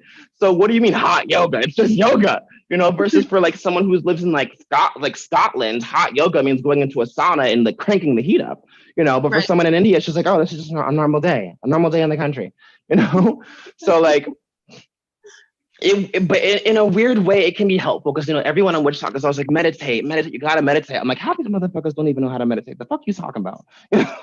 But like I've been to in my gym's staff meetings, they've done, in every gym staff meeting, someone will be teaching something from their class, and they've done yoga with we had a yoga instructor do, I think it was yin yoga. The chick knocked me out. We were doing breathing exercises. KO'd. I was knocked out of sleep on that mat. I was gone. Never meditated in my life because I'm ADHD. So like clearing the mind is very hard for me because it's your mind's never clear when you're in ADHD mode. But she had me out like a light. And someone's like, CD, I was like, huh? So it's, even though it's technically not spiritual, it's still spiritual in some ways. Even with astrology, I don't practice astrology from a spiritual aspect. Like I don't. And then when I was talking to a friend of mine the other night, he was like, CD, do you think it's possible that you technically could be doing deity divination? I'm like, well, astrology is divination, but at the same time, like, I don't know. I don't know. And then because you say what? I was like, maybe. I don't know what you're talking. I don't know. I've done it like, I've done it. The first time I did deity divination, it was by accident. It was this young lady. Well, I'm not gonna tell her shit, but there was one girl. She was Greek. She's Greek name, family from Greece, and she works with the Greek pantheon. So it's just like, oh, this is easy. So for me, reading all these planets for her was just like, okay, so I do that with this god, I do that with this god, I do that with this god. So that was just very easy for her. Versus like there was a situation where, I got her permission actually.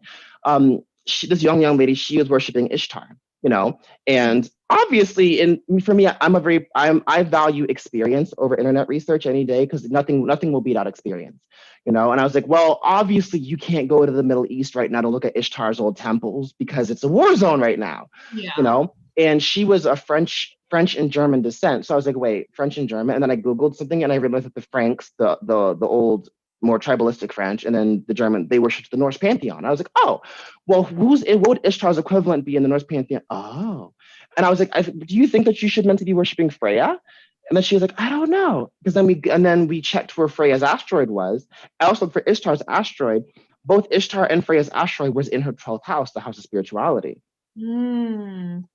Nice. So that was the very, very first time I had done deity divination for someone, and it was by pure accident, And so even though yeah, she technically could still work with Ishtar because Ishtar is literally in her chart, but Freya was also there as well. So it made a lot of sense and plus being of French and German descent, it's like you can go into that path and that's your people.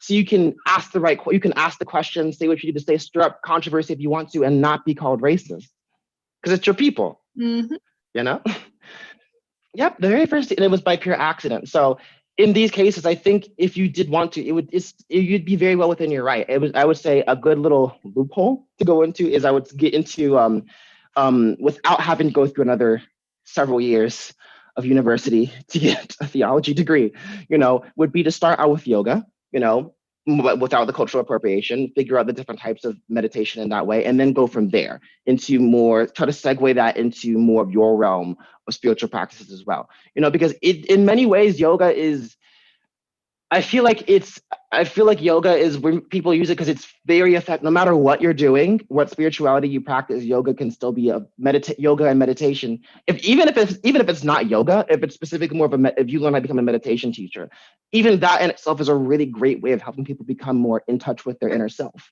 And if that helps them get more connection to whatever spirit or God they worship or gods, then even better. Just cultural stuff. Now, and just be careful not to be too much of a perfectionist, though. Ooh. Why do you have to say that? Yeah, because Virgo Mars my dad's a Virgo Mars and a Cancer with a Sag moon. Bless his heart. It's because Virgo Mars can take Virgo energy and concentrate it into this angry little ball. Oh, that's Virgo Mars.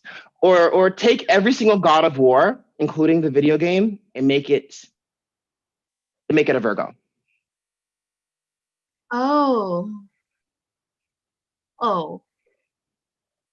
Yeah, that's technically what your chart is. Your chart is Mars, the god of war, in the sign of Virgo. Oh. No wonder I have anger issues.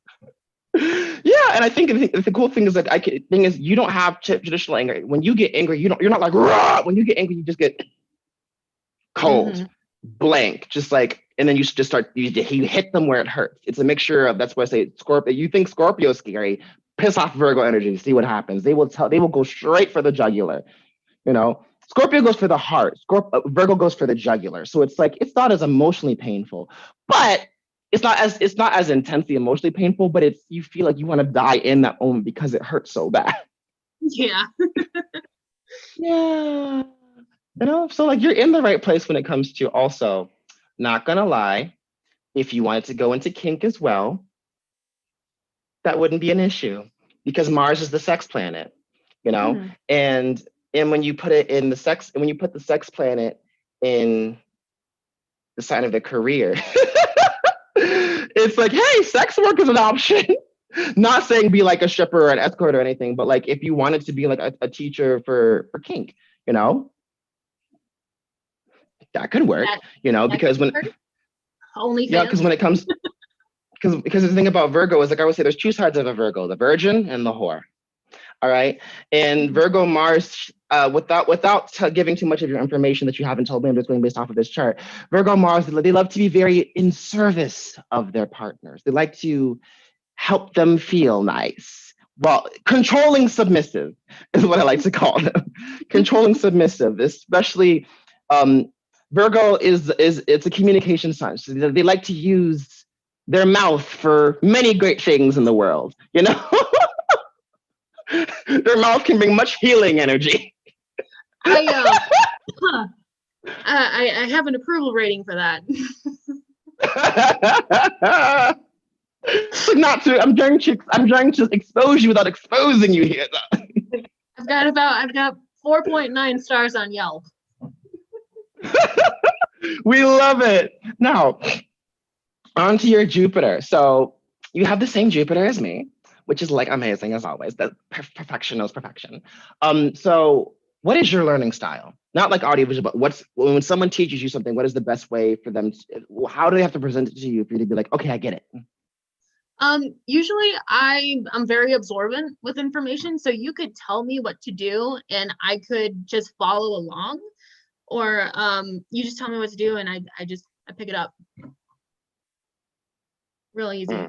Well, excuse me. I will say this as well. You need to go back to the basics. Oh. Okay. And what I mean is because Capricorn, because your Jupiter's in Capricorn, so it's the sign of logical fundamentals. So if you are ever in, kind of like when the whole voodoo thing was happening and everyone was trying to, I don't know what that was. I just remember checking. I was like, what are we arguing about now? And this was after Obelisk. It was when you were trying to figure out like how to identify a legit priest from a non-legit priest. And I was like, well, the fundamentals is just like there's certain signs and signals you look for where it's like this is like the basics. Like if they can point out these basics, and that's how you know they're legit. Like, and unfortunately to say, Monroe is a valid priest, unfortunately, I think.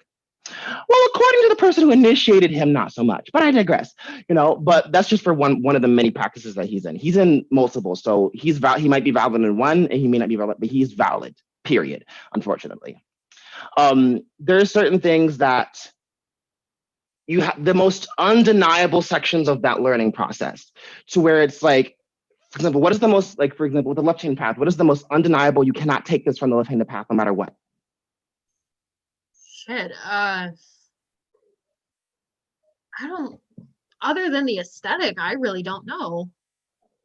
Because I feel like there's a lot of shit. Yeah, they're like, the upside down pentacle, and it's like a gothic, whatever aesthetic. But I feel like there's just so much that it's just taken from other cultures and other religious practices. I don't think there's anything that is just specifically a left-hand path, unfortunately. What about the individuality concept? You can probably also take that from Buddhism. That's the part of the left hand. Yeah, that's the part of the left-hand path that's a little bit complicated, because you are taking from a lot of these different concepts, not so much as Aleister Crowley would have done, but I mean, you're kind of borderline, right? You're kind of just. I don't know what that is. Yeah, it's an. No, go on, I'm listening. Yeah, whatever. But it's kind of complicated because there's nothing that is truly just specifically satanic, or something that's truly left-hand path that hasn't been taken from something else in some sort of context. Lord. So it's like mega appropriation. kidding. It's honestly though, but let's be honest here. It's kind of walking the fine line between appropriation and what I want to say exchange, but I mean, where is the exchange? And this is also another reason why I've been considering leaving for months, because it's like, well, what I'm doing and what I'm looking for is, technically just something that people don't want to deal with, but it's things that people don't want to deal with because it's part of their their whole theology. It's part of what they believe. And they avoid that stuff for a reason. We're just taking whatever people avoid.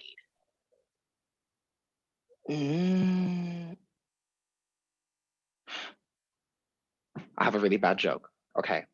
So when I was saying, like, if you're going to take something that we avoid in voodoo, take away the white people. I mean,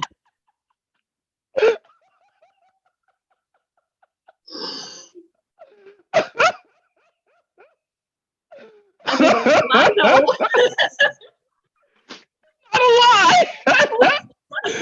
Oh, it's so hilarious because even the thing is even in our religion. So I didn't want to say this during when that whole debate was happening because I feel like he would have jumped on it. But we do have a Satan equivalent or a Lucifer equivalent. His name is Metkafu. So because we have three gatekeepers. There's Legba. He's the first one. There's Baron Sandy. He's the gatekeeper to the another gatekeeper for like the dead, your ancestors. He has like another like 6 other gatekeepers under him, Baron Samedi, and there's also Metkafu. So Metkafu guards the crossroads as well, but he guards all the bad shit. He all the negative stuff that happens, he guards that. But he's not necessarily evil though. That's when yes, he can be equated to Satan or Lucifer, but he's not evil though. He's just like he keeps all the bad shit from coming in and out. Sometimes if you want to restore balance, yes, he will let it out. But he keeps it close. So he's not necessarily bad, because in ATRs, well, I'll say for voodoo specifically, we have hot and we have cold. There's a bunch of different families as well. But the closest thing you have to the left and right hand path, we have hot, petso and rada, hot and cool. The hot spirits is like, I want this now. I need this immediately. This needs to happen ASAP. If you watch American Horror Story, the scene where Marie Laveau was the whole pepper thing, that actually happened, but not in that manner because she was Catholic. She went into the church. She went into the Catholic Church and did that ceremony. She was praying for. It was this individual who was my God, what was it? He was being accused of something and he was on trial for something, and I guess he wasn't guilty. And his dad was like, "Get my son off this trial." So she went into the church, had a little thing set up, ate 3 of those really hot ass peppers, was praying and doing all that thing. Put this gree bag under the judge's desk, and then nailed the thing to the courtroom door saying "not guilty," and he was found not guilty. So that did happen. She did do stuff like that, just not in the way AHS portrayed it, but they were pretty close.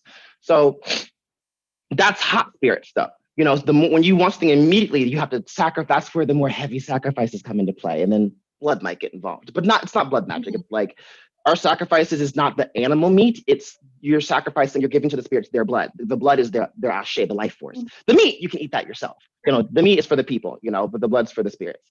Disclaimer: our spirits are not vampires. They're not vampires. So like I understand. So where that would mean for you now. The upside about this is that, again, like the one thing about your Mars is that it's the sign of in-depth understanding. Like you have the ability to see things from the biggest grandiosity to the tiniest little molecule. But all your biggest luck, because Jupiter is good luck. Jupiter is good luck for basically everything that makes Sagittarius. But in this case, it's over Capricorn. So it's always go back to the basics.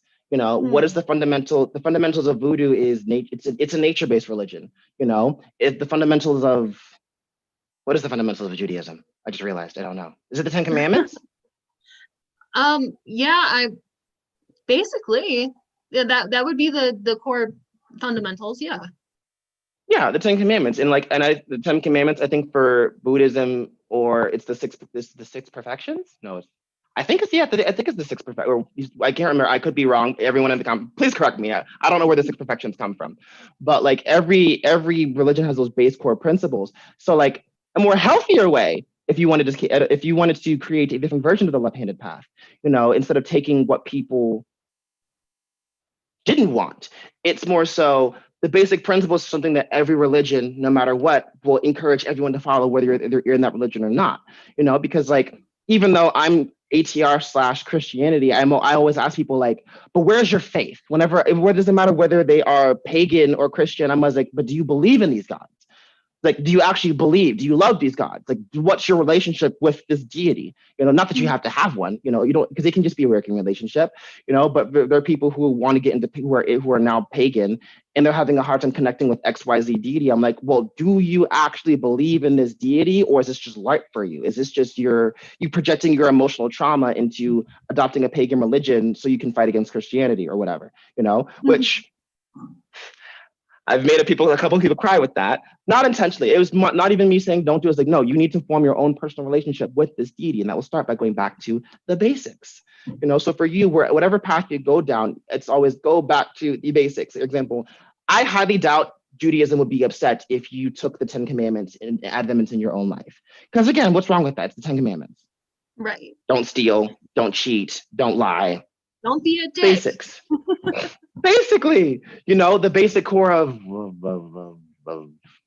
I guess, the Protestant section of Christianity is faith. Gotta have faith no matter what. I don't know the core fundamentals for the other pagan religions, but like, if anyone in the comments can tell me, please let me know, because CD is stupid. He doesn't know everything. But and also the best part for you, it's in your second house, which is money. Yay. But it's intercepted though, by the way. So the thing about you is like this your Capricorn energy is still intercepted. So it's figuring out your second house is dominated by Sagittarian energy, but the intercepted Capricorn is here. So it's, I think, figuring out how to properly, how do I say? I feel like you've been working backwards in the context where you suck up as much information as you can, and then you have the fundamentals. That makes sense. Like, for example, you told me like you explain left-handed practice. Like, yeah, I've been in here and this is what it is. This is all it is. I don't like this. Where versus getting the basics, for example, when you go into a path, like, these are the basics. Now go forward. Mm-hmm.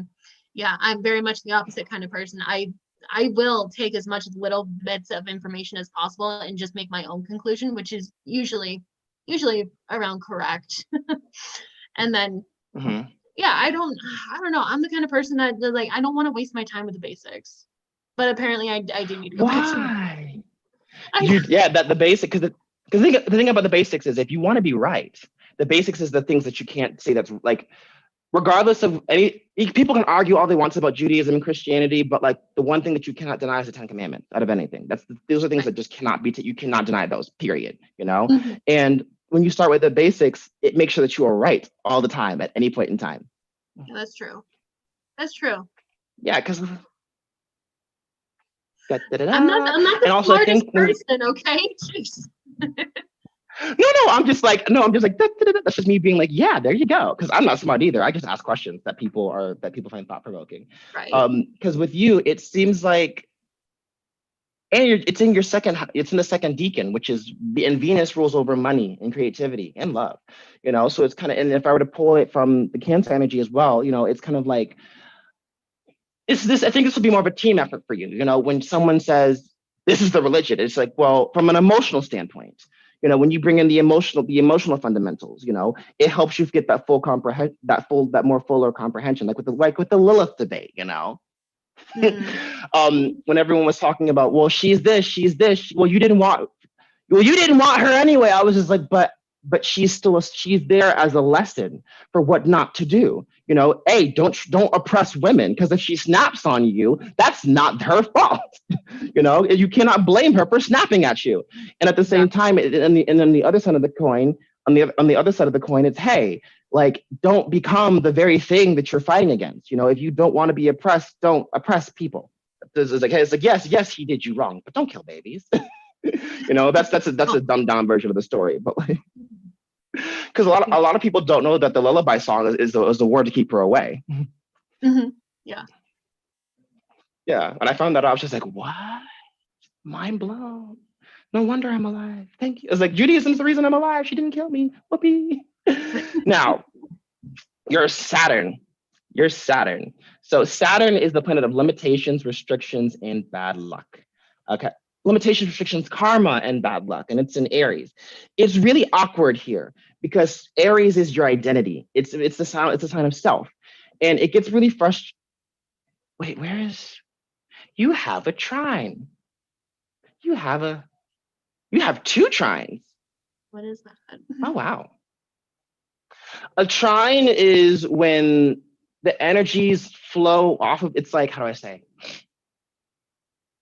Full circle. So it's like the energies where it's like when you use this energy, it's going to come full circle no matter what. Like it's going to come into, it's like a life cycle, all right? A life cycle of energies in your life. So it's like no matter what happens, it's going to come full circle eventually. You know, if it's not when there's not a trine, it means that this energy, like for example, if you just have Libra and Aquarius, but not Gemini, that means you may have to pull from another element to get the energy that Gemini would have brought, if that makes sense.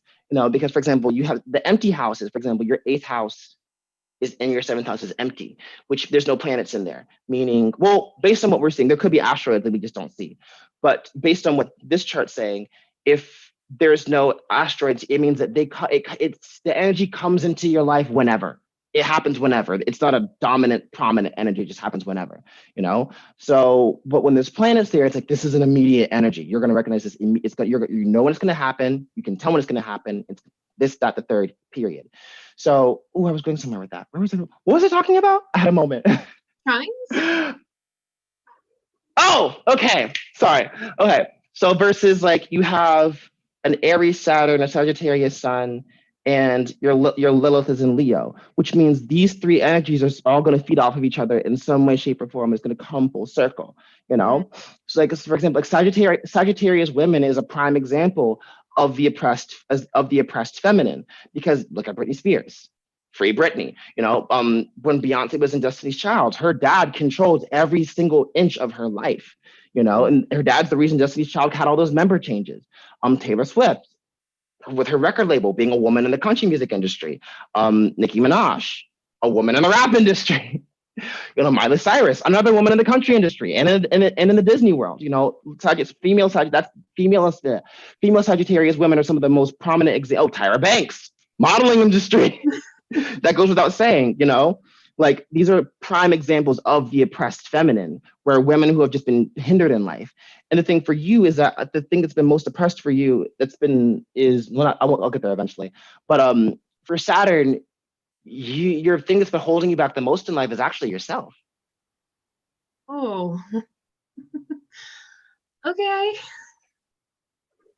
In the context, reason why I said it's awkward, because Aries represents your identity, and it's awkward because it's like, no, because we want them to. It's to think of it like the celestial beings, like, well, yes, but no, like you're holding yourself back, but you're not, but you are, but you're not, but you are, you know. So it's kind of like, it's like saying your impulsiveness, the part of you that tends to jump into stuff without thinking at times, that will hold you back. The part of you that is quick tempered, that will hold you back. You know, the part of you that is so scared of being abandoned and left behind, you know, that's going to hold you back when you act based off of insecurities instead of based off of what you're confident in, you know, because a big thing for Aries and Sagittarius is being left behind, you know. Yeah. And it's in your fourth house specifically. So there's a part of you that there's a little girl in your head that's saying, Daddy, why didn't you love me? Like, Daddy, why don't you love me? Daddy, why did you leave me? This is the masculine side of it. And so in the way it has to be, you have to be the fatherly energy that little breeder Rose didn't have. So that way it's not this biggest thing. Because remember, Saturn is also Chronos. Mm-hmm.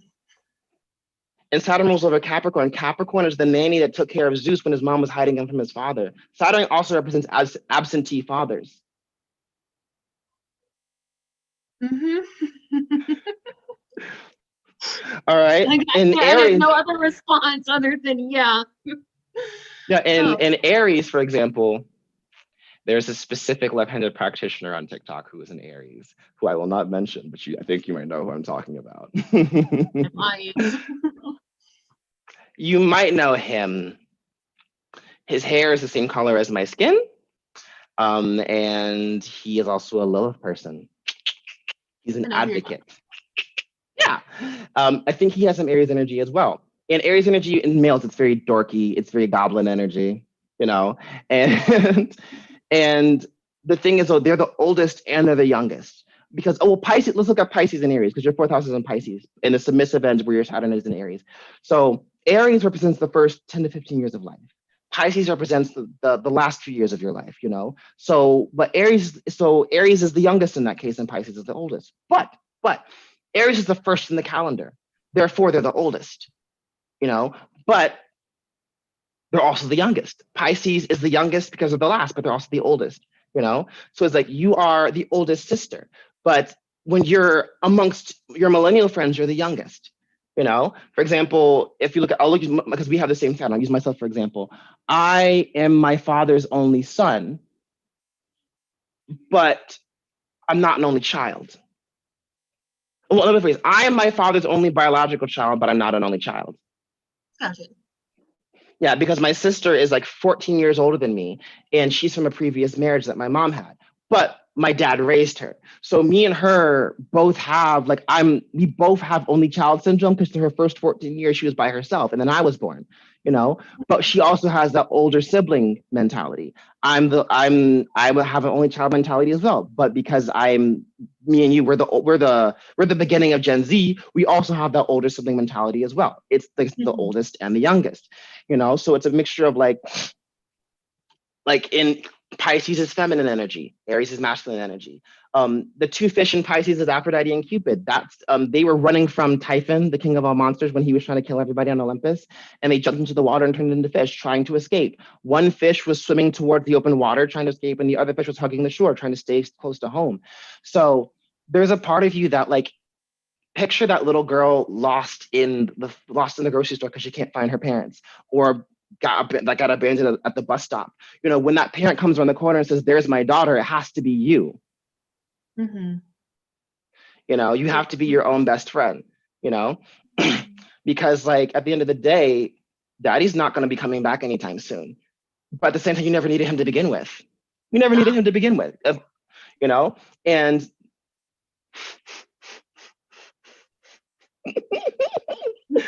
your Juno is here. Your Juno is here. And Juno is the sign of the soulmate and of marriage. So you might already be with Daddy.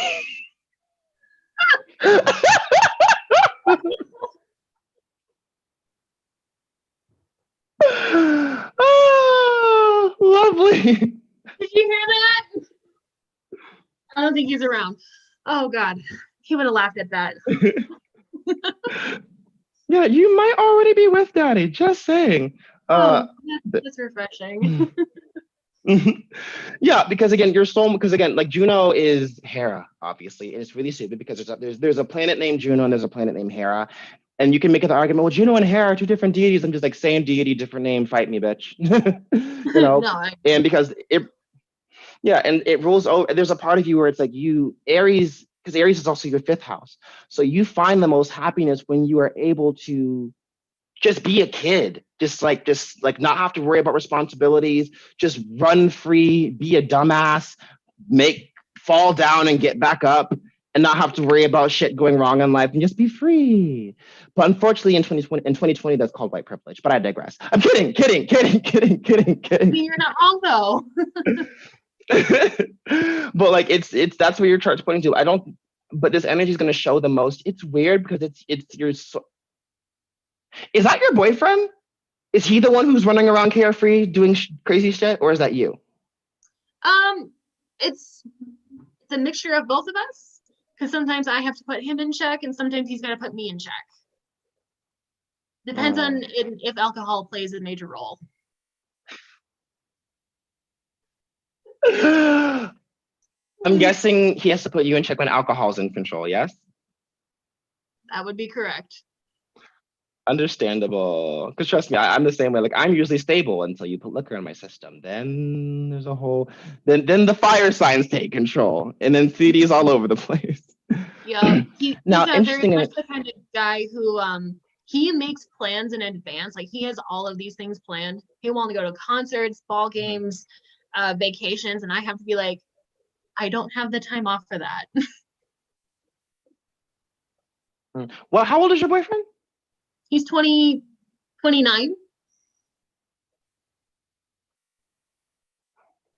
That's 1991, yes.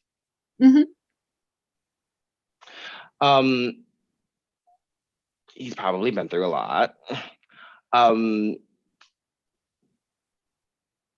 try not to validate his paranoias.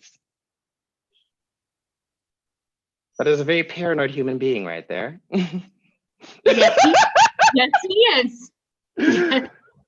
Because if I'm correct, if he's born in 91, then his Saturn is probably an Aquarius. My dad's Saturn is an Aquarius. Those are very, very, very, very paranoid human beings. Oh my God. Like, and a lot of the times the conflict for them is they do things that have really good, like they have the best intentions, but the slight God complex of I think he takes rejection of his help personally, I'm guessing. Ooh, yes. Yes, he does. Also, he should reestablish his role within his family, because I can tell his family kind of holds him back in a lot of areas of his life, but he should definitely reestablish his role in the sense where like take back his own individuality in his family. I'm going based off of astrological placements, but I'm guessing by the way you're nodding, I'm correct. So yeah. I'm not a psychic at all. I'm not a psychic. I can't see spirits at all. But like, if you give me the planet placement, I'm like, ooh, that tells me everything I need to know. 29. Also, when did you meet him? How old was he when you met him? October 2018. So he was 20. He was already 27. 26, 20. Yeah, he was 27. Ah, lovely. So you met him at the beginning of his Saturn return. Okay. You know what that is? No. It is your quarter life crisis in astrology. Oh. Everybody has a Saturn return. So it starts, you start to feel a little bit when you turn 26, and then it starts at age 27. All right. And it lasts until you're 33. You know the 27 Club? No. The celebrities that died at age 27. Oh. Okay. Oh. Yeah, that's an example, because what Saturn does is that he destroys all the areas of your life that you're not meant to be on to push you where you need to go. Okay. And so you might have met him during a crisis in his life, or it's a lot of stuff was just like, this is going wrong, this is going wrong, this is going wrong, this is going wrong. And she's like, oh, here's a girl. Okay, we're together now. You know, so some Saturn returns are for the best, sometimes they're from the worst. One thing I will say be wary of is what he turns 33, because what's a little bit concerning for Saturn returns is that sometimes they will bring you karmic relationships, which is like, because I read this one young lady where she met a guy when she was 27. They were good for 5 years. Her life got so much better when they were together. And then the minute she turned 33, broke up. Yikes. And she's weird because she's just like, she's like, he changed. She was very much like, he changed my life for the better. Like, he's the reason why my life is stable now. Because she was homeless when she met him. And now she has an apartment. She has a full-time job. She's Gucci, you know?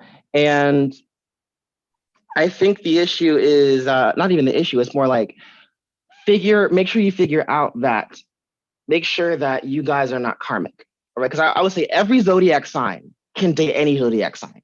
The difference is just that some signs require a little bit more ethics being set to manage the relationship. Some don't. You know, I would say like, it's like whether or not, I don't know you guys' dynamics. So sometimes it may be some things you just know without saying it, and some things need to be hashed out, you know? So regardless of everything, make sure that it is talked out. You know, never go to bed angry at each other. Never, never, never, never, never go to bed angry. Do not do it. Like in the South, we're just like, do not go to bed angry at your house, at your spouse. You will get divorced. It'll be the worst. Don't go to bed angry. It will save your marriage or your relationship. Noted.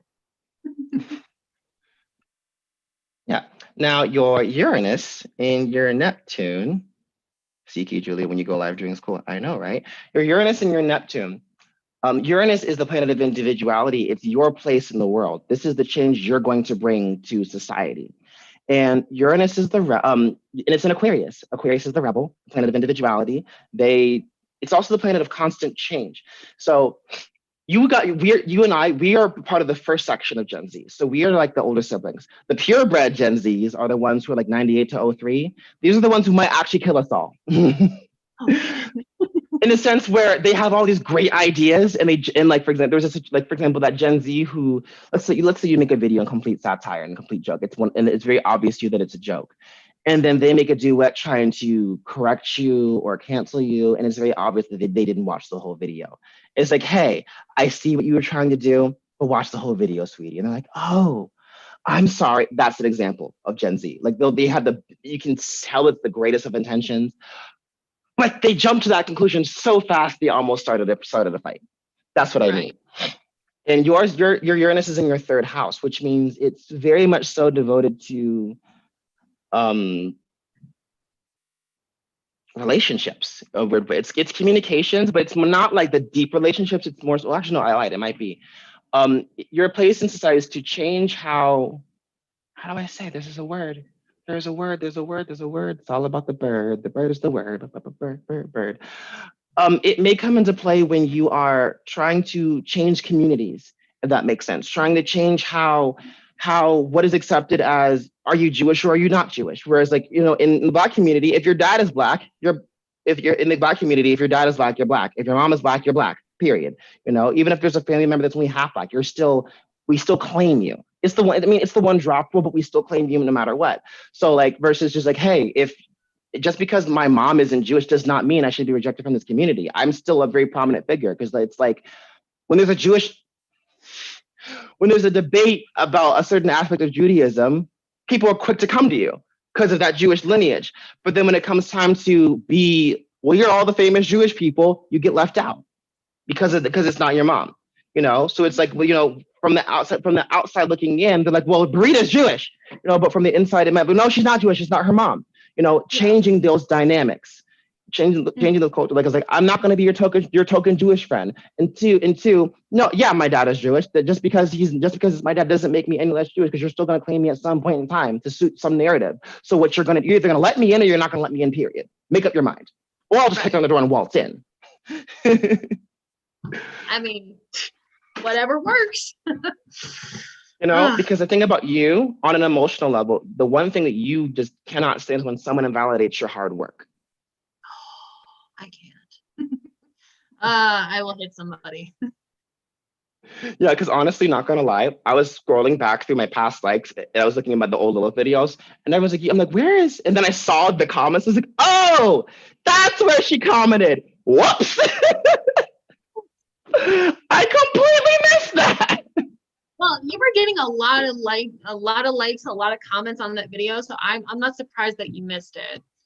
So yeah, and I think everybody else was getting upset because they thought you were ignoring me, and I'm like, well, okay, well, you have to also understand he's got 200,000 followers, and this is getting a lot of traction, so it's highly possible it was just missed. Yeah, and then I was like, damn, this is like what, like 3 months later. I was like, I'm just now seeing this. I feel horrible.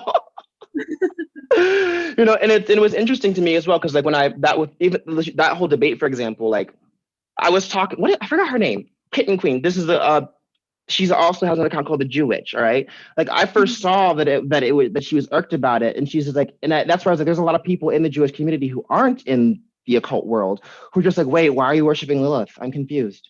What? You know, because when you hear this entire life that she'll kill your baby, and then you see her, I love, and then you turn around, you see people worshiping her, you're just like, I'm confused. I'm so confused. And so in that initial debate, I was just agreeing with a comment of someone was saying, I hate it when people, I'm like, yeah, I understand. And then clusterfuck, the clusterfuck follows, you know? And it was just very interesting how one side was saying, City, talk to more Jewish people. And the other side was saying, what was the other side saying? The other side was saying, but he is talking to us. And it was a weird rock and a hard place. And then people were referencing Chawan, and Chawan was referencing more Jewish people. And then like I read one young lady who she was, ironically enough, she was half Egyptian, half Jewish. The funny combination there. I know. And she was like, I read the book that Chawan referenced. I think her mom, her dad, the girl, they. Their dad was Black and their mom was Egyptian Jewish, like a Jewish person that was of Egyptian, I think Egyptian ethnicity, but she was also Jewish. And she was like, I read Chawan's book reference and it still points back to Jewish culture. So like, I get the argument being presented, but you guys are missing the point. You know, it was interesting because they were just like, I understand why people are gravitating towards it. I get it. but it's like we can't invalidate this culture, like no matter what. And because at first, when the whole anti-Semitic thing was being brought, I was like, anti-Semitism. I don't, because I don't. Me personally, have a hard time comprehending anti-Semitism. Like, why do you hate Jewish people again? But why do you hate them? But no, like, why do you hate them? I don't understand. What did they do? They're chilling here. They're minding their own business. What did they do?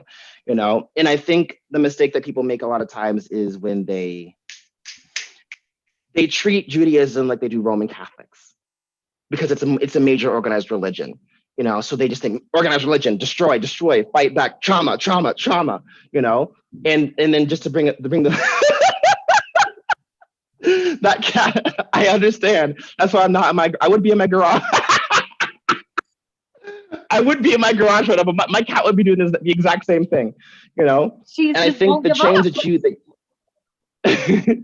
the change that you're meant to bring is that you're meant to revolutionize the communities you're a part of. Like for example, like guys, if you want like for example, like this is what is and is not appropriation. This is what it means to be Jewish in terms of the culture. This is what it means to be Jewish in terms of the religion. These are where the lines are being drawn. This is what's respectful. This is what's not. This is what's not. This is what's not respectful. You know, this is Judaism. This is the government of Israel. These are two different things. You know, Right. and that's Like, the change you're meant to bring. that's vastly different. Israel is not Judaism. So where do you think that how has Witchtok changed your? I mean, obviously the left-hand path is one thing, but then when you look at the rest of Witchtok, how has that changed your perspective in terms of the community? I have noticed, well, I've been a part of these communities before on other platforms and other forums and stuff. So this was kind of expected, but now you have a lot of people who have more inflated egos just because of follower count is now playing a role into it. And you also have something is different with video format than it is with like typing. So I feel like too many people are getting a little too big for their britches, and it shows it, and it's kind of having a negative effect on a lot of people mentally and emotionally, because they don't feel like this is a safe community anymore. I'm one of those people. Understandable, completely understandable. What would be a role that you would want to give to yourself then? Somebody that's chilling. I don't think I wanted to be an educator for Witchtok at one point in time, like in the beginning, when I was making my series on like, you know, different basics and tarot and whatever. But I think at this point it's just, if I talk about it, I talk about it. If I don't, you're just here for the ride. Oh yeah, the tarot debate, that was funny. Not funny, but just like I was like, wait, we were arguing about this. And he was like, CD, how do you feel? I was like, when have you ever seen me talk about tarot on this channel? Right. Why are you asking me, love? It was so ridiculous. And it was oh yeah. But I will say oh, what happened? Oh. What? Hold on 1 second. So do you know the concept of bigs and littles in terms of like sororities and fraternities? So I'm not in a fraternity, but the org I'm in charge of, we're doing that right now, and the littles are like, give us a hint. I'm like, oh, okay, calm down. Okay, hold on. Your hint is to be continued. So your Neptune. This is where I'm like prime troll. Okay, so your Neptune. This is actually your planet of spirituality. Actually, it's a horrible thing. Your Neptune is the planet of spirituality, but it's in your second house, which is the planet of money. I mean, the house of money. I'm like, really, chart, really? But it's the way I look at it, is that like your Neptune is where and how you'll find the most spiritual resonance. All right, or how it's more like, yeah, it's not, that's a lie. That's true. And being in Capricorn, it's really weird, but it means that you have to kind of look at your spirituality like more of a business. I know it's really hard to, it's like the business of education in a weird way, you know, because I always say people find spiritual resonance in their own weird kind of ways. But in your case, it has to be through more groundedness. Like if groundedness can mean, going out on nature walks and talking about like, no, or for example, it's like, hey guys, we're gonna walk in the desert today because like we're gonna show you what Moses went through. you know, Oh, no one would actually do that. Like I hope no one actually does that. Like my God, like but. oh. But just like that, just an example, or like this is a really hypothetical, but like, hey guys, we're gonna go on a Red Sea cruise. Oh, I'm sure those.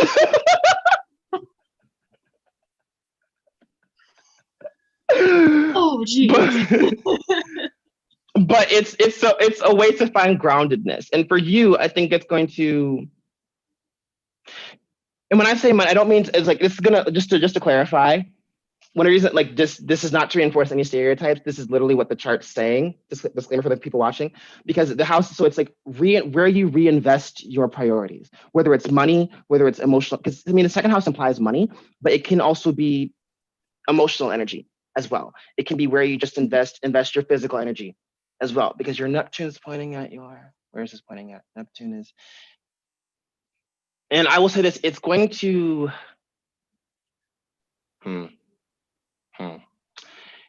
This is hard to explain. There's going to be some fights here, that's for sure, because it's your relationship house is in Libra, and Libra is squared to Capricorn. It's also going to make you fight with yourself a lot, identity-wise as well, because it's squared Saturn, which is Aries. So it's going to really put into challenge a lot of things. Was like, well, this is what I like. These are my morals, but these are also my ethics. It's like, do I want to be right or do I want to be happy? Mm-hmm. Right. Yeah. Well. So how does? So has spirituality been a grounded process for you, or has it been more like raw? Oh, it's been like a mixture of both, but it turned more raw when I got onto Witchtok. Makes sense. Makes complete sense. Because like if another way to look at your chart is like the red lines, those are the hard aspects. Those are the hard stuff. The blue lines is the more softer aspects. Like for example, with your moon sign and with the moon going from your Mars, that's more the soft stuff. The green ones is the unique parts where it's like, I don't know how this will play a part, but it's going to play a part some way, somehow, some manner. It's the unique ones that you're not really expecting. Like for example, this is just hypothetically. If let's say I didn't know and I saw your chart and I saw moon going to Mars, like, oh, moon is trying with her Mars. Okay, this is someone who finds a lot of emotional comfort in her sex life, but also like this is someone who's into kink as well. That would just be something I would just be going off of, just like off the top of my head, because earth signs like structure. And the kink community is very structured most of the time. Most of the time. When boundaries aren't being crossed, stuff like that. So it's funny because it's for you, it's going to be very raw. Like your journey is going, because it's your second house is in Sagittarius, and Sagittarius is a fire sign. It's always going to be raw, raw, raw. But the undertone has to be like a very, it's like, I will casually fuck you up if you cross me, sir. It can't be like it has to be more of like a practical, like, yeah, I set the house on fire, what of it? A very just like if it's not going to be the same energy if you are actively putting all your fire energy into it. It has to be like intensely like, whoa, Rita did that. It's like, yeah, I did. What of it? Got a problem, peasant? What's of it, darling? That's the 100%. And so onto your asteroids, the fun part. Okay, so I did not realize how much of that shit was in Sagittarius. Jesus Christ. Because your Medusa and your Nessus are both in Sag. So think about Medusa, where Medusa comes into play. The Medusa asteroid orbits between Jupiter and Neptune. And it's, like I said, it's healing energy that only works for you and nobody else, all right? And the thing with Medusa is if she caters to, because Jupiter is the wisdom planet, if it caters to Jupiter, then Neptune will destroy her. If she caters to Neptune, then Jupiter will destroy her. That's why, because, even in all the stories of Medusa, if she was either a devoted priest that got raped by Neptune, or she was a lustful person who fucked Neptune in front of Athena. That's why it's like, it's either way, because and Athena comes from the head of Jupiter. So it's like, it doesn't matter what Yeah, and it doesn't matter what you do. In your case, you have to cater to more Jupiter because your Medusa's in Neptune specifically. So if when bad juju comes into your life, it's going to be, you won't be able to control it. It's going to be something that's going to just hit you regardless. All right. And you will be able to heal yourself through knowledge. Your biggest superpower is wisdom and knowledge. You know, like going back to the basic fundamentals with your Jupiter placement. It's like, you know, even when you were in the voodoo debate and I watched the thing, I was like, I didn't feel attacked by that video. But the guys, I have a question about how do you recognize a real priest? Because like, oh, that's a fair point, you know. So because it's a very fair question, and no matter what people may say about you, you're not saying anything wrong. It may be uncomfortable, but it's not wrong, you know. So that's the healing energy you have is your connection to education. Even if you are criticizing, if you make a video calling out everybody in the left-handed path, for example, like I went on live and I was like, so is witchcraft just racism? And I was joking when I said it, but I will let me phrase. I was saying it in a joking manner, but I was low-key being serious. And I think everyone thought I was joking. It's like, no, is witchcraft just racism? That's what I'm actually asking. Is that what it actually is? Mm-hmm. Is that what it is? You know? And there's a lot of racist tendencies that happen in the left-handed path that I know not everybody in the left-handed path is racist. There's a lot of great people I've met in there, like you, for example. But that obelisk dude, I'm just like, dude, I don't think you realize how like you just said, Black people don't know their own history. Mm-hmm. Like the fact that what makes you think that's okay to say? Especially when you're British, it's like, my guy, as a British person, you are the last person who should be making these statements, you know? Yeah, no, for real. That's a fairly different situation in of itself. Yeah. And then when the advocate, who I will not name, this is during the whole Lilith debate, he was like, well, Jewish people don't know their own. I'm like, whoa, my guy. Calm down, watch what you're saying here, you know, like that type of mentality. And I get it, there's this rebellion against dogma, but there's a difference between rebelling against something that's being forced on you and then someone taking back what was taken from them. Mm-hmm. You know, luckily Bruna Rose is not stupid, you know, she's not stupid, she's a smart cookie. All right, so that's what I mean. You're clinging on to education no matter what. That's how you'll be able to heal yourself. Now your Chiron and your Phallus, this is where things get hefty.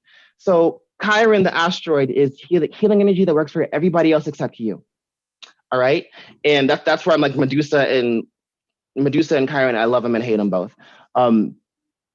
It's actually when you're being diplomatic. Oh, yeah, that makes sense. I mean that in the concept of like, there's going to be times in a lot of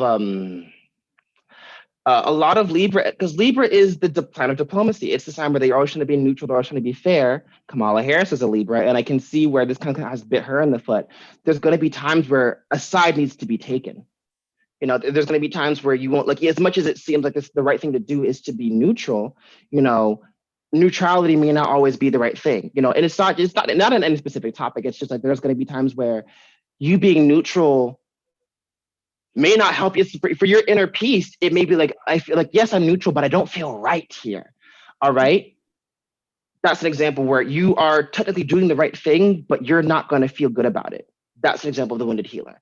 All right. Where everyone is benefiting from you being neutral except you.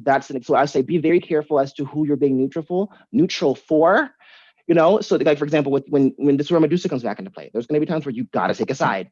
And when you take that side, yes, you might lose that other connection, but it's what's needed at the time. Exactly.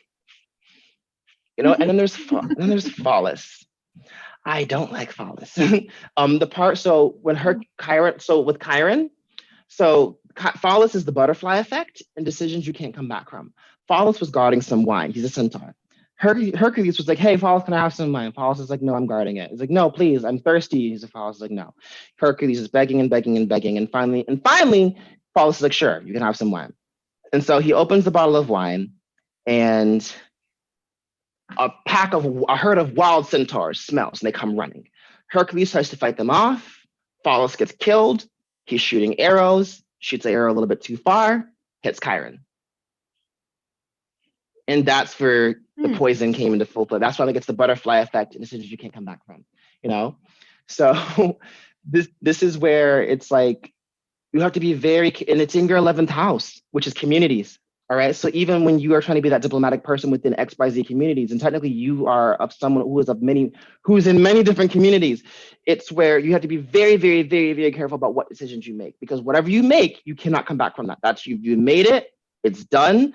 Even if it's something you regret, it's like you've made your bed, you got to lie in it, you know? So I kind of, oh, there's a story. I'm gonna use a Bible story, or I don't know if this is in the Torah, but I'm gonna get very Christian here. You might know this story. I think it was when it's with Elijah. You know who I'm talking. You know who I'm talking about, though.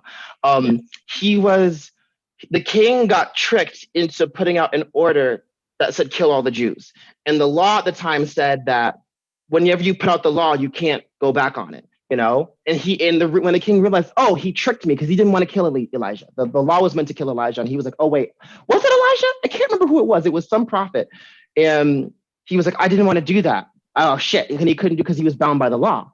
You know, and he said, but what I can do is I can make a new order, and he made a law saying any Jew who's attacked on this day, you can fuck that person up. You know, I cannot remember what Bible story it was, because I have there's a book called you should read. It's called the Action Bible. It's the comic book version of the Bible, and it's so cool. And it's really well written, and I love it. It focuses less on the laws and the Psalms, and it focuses primarily on the stories, so just the stories.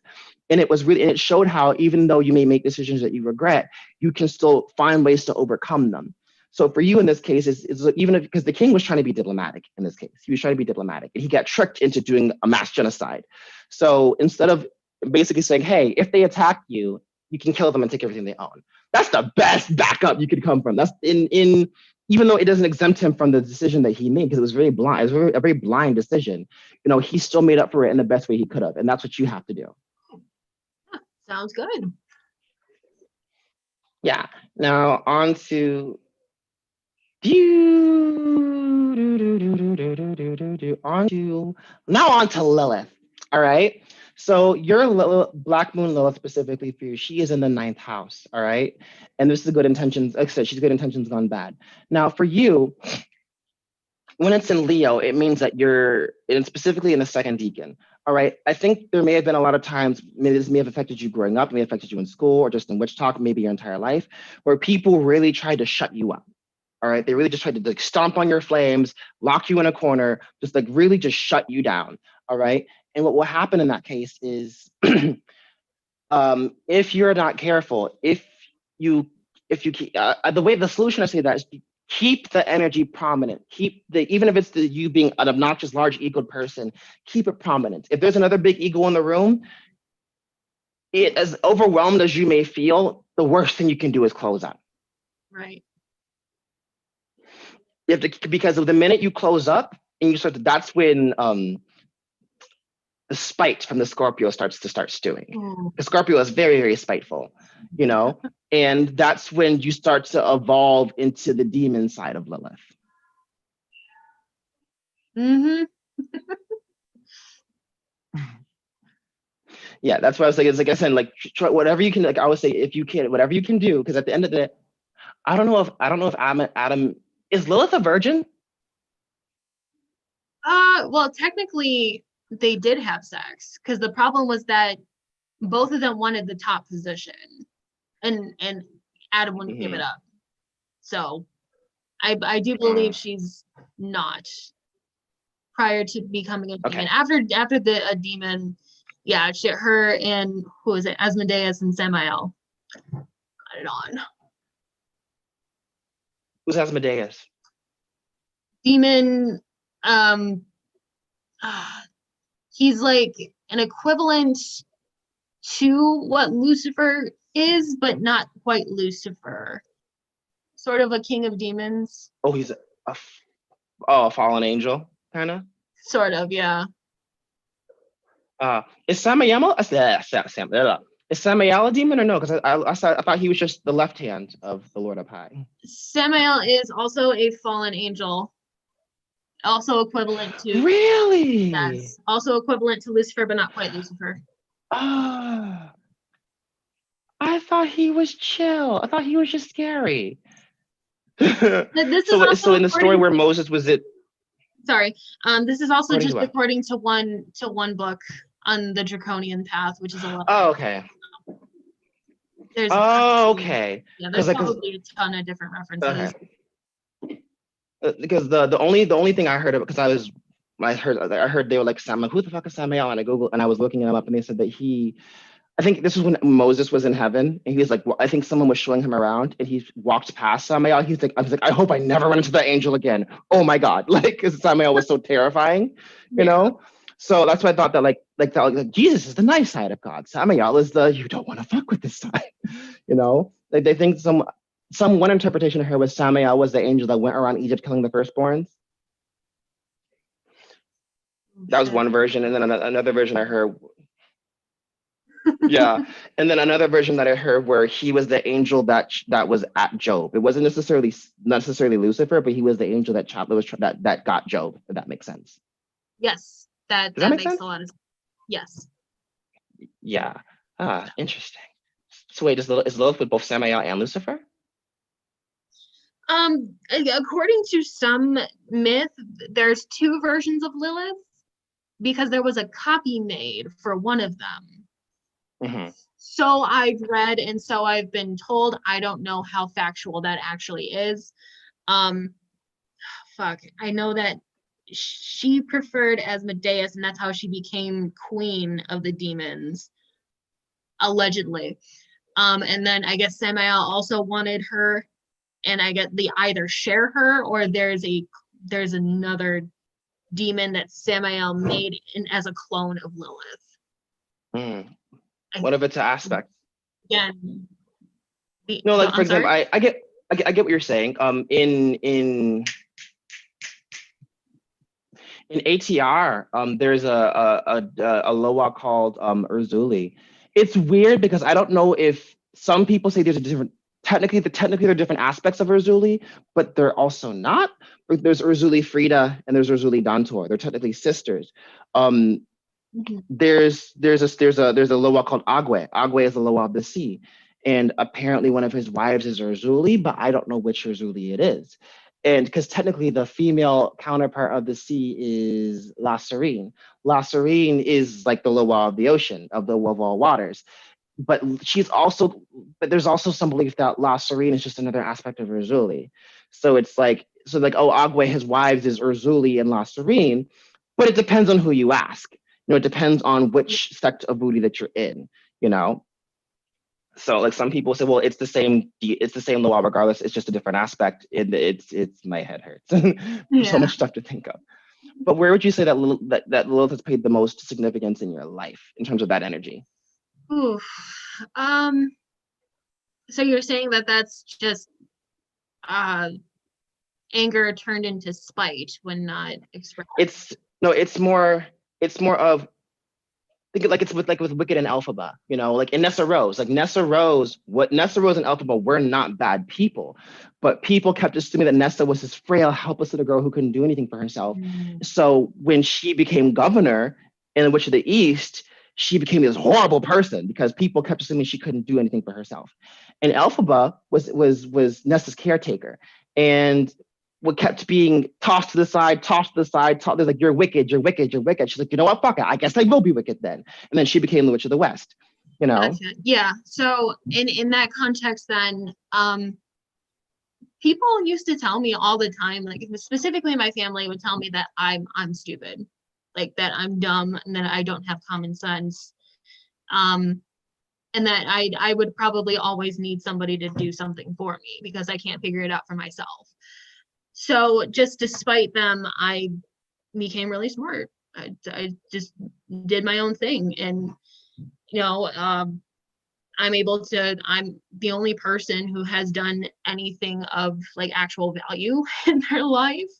No, I'm in the medical field. They're, you know, collecting assistance, you know, illegally. But oh my, there's a lot going on there. Yeah, and just kind of always being told that I can't take care of myself, but who's got a house? My only exactly motivation was just always spite, like proving them wrong, basically.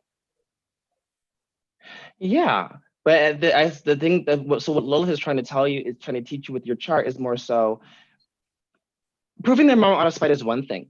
At the same time, it's allowing, how do I say, less out of spite and that just be more, this is because this is what I wanted to do this. You know, because if the only motivation is spite, then what happens when they die? Then I win. But then what next? And then I die. And then we're done. Well, no, I mean more so like it's like instead of doing it out of spite, doing it because it's what you love to do. Mm-hmm. Yeah. Because I would say for Lilith energy, it's like it's only toxic energy when it's been oppressed and not allowed to flourish. All right. So when you are able to just do as you are as this unbothered badass goddess, like be like Cher. Be like Cher. Because like Cher is yes, she's a very unbothered badass goddess, you know. And even in her musical that she produced, Tonight I Love with All My Heart, she calls herself a goddess warrior on many occasions. And an example of like Scorpio energy when she had to shut off the dead weight was when she was with Sunny. Sunny was good. Can we technically call is the G word? Can Cher technically call herself that? Because she's Armenian and she lived that lifestyle with Sunny for a while. Oh, I don't know. I mean, it's Cher. I feel like she can do whatever she wants within reason. Yeah, yeah. And she also comes from one of the many ethnic groups that label's been placed on. And she has a song called same with Tina. Well, for Tina, you could call her a bohemian because the song she sings with the G word in it was a song from The Who. You know, she was playing a character. From what I've but heard, she also it's like a reclamation word for that particular group of people, if I'm not mistaken. Okay. It's I get very just like, wait, is it a slur or is it not? I get a little bit lost there because there's been TV shows about people who were Roma who were like, yeah, they just identified by that and they weren't offended by it, you know. Right. And it was really interesting. It was really interesting because they were like, "You're going to be a tarot reader, you know, do with the family business." You know, it's like not a doctor. You're going to be a tarot reader. Oh, I just thought it was so cute. Yeah. It was adorable. Like I think they said the men do. I don't know what the men do. I think the men did something. The men had something, and then the women, their job was to be the tarot readers. That was the family thing. That was the role thing. But that's normal in a lot of homogenous countries. You know, the men have their stereotypical jobs, women have their job, this, that, the third. It's all their own shebang. Mm-hmm. But it's kind of like, because it's in the second decan. So in the ninth house is in the sun sign, which is ego, you know, but the thing is, I think focus it more on your love for just adventure. You know, Sagittarius is a sign of adventure, you know? So it's like, you just get like when COVID's not a fucking thing, you know, being able to just go travel and do your own thing, you know, and just be free and not give a fuck. All I ever really wanted. I just wanted to travel my whole life, just get away. Yeah, because I think the whole point about, because I always tell people, imagine if Lilith had never been oppressed, you know, because I understand where Adam and Eve, like Eve is outwardly feminine, inwardly masculine. Adam is outwardly masculine, inwardly feminine. Yes, they balance each other out. I get it, but also like imagine what would have happened if they had never that had been a thing. If she had just submitted, or Adam had just let her be on top. Like part of me is curious is like how life would have been. At the same time, I think that the upside of Eve is that she shows that you can fuck over men while still being submissive because men ain't shit. You know? Yeah, and then because the thing about your chart is that the thing is for you is that on an emotional level, you actually are very submissive. All right. But like it's like at the end of the day, you find comfort that if you're going to be submissive, it's because it's your choice. It's because it's what you want to do, not because someone's forcing you to do it. Mm-hmm. Yeah. So yeah, I think that's the whole point for Lilith is like just reclaiming your submissive energy. There we go. Hey. And then your north node and your south node. So this is where things get a little bit wonky. So technically, your south node can also be your past life. It could be, in some interpretations, their south node is like a past life. And sometimes they say that your south node, this is what you are now, your north node is where you need to go. All right. So your south node is in Aries, which means this is the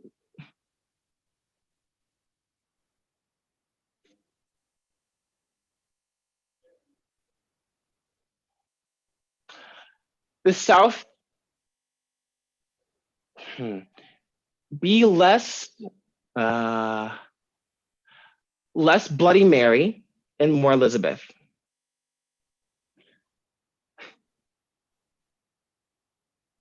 Oh. Because, and I say that because Mary Tudor, her mom was a Sagittarius who got ostracized, and Elizabeth, her mom was a Taurus. Anne Boleyn was a Taurus. So Taurus, Sagittarius energy, that's your sun and your moon.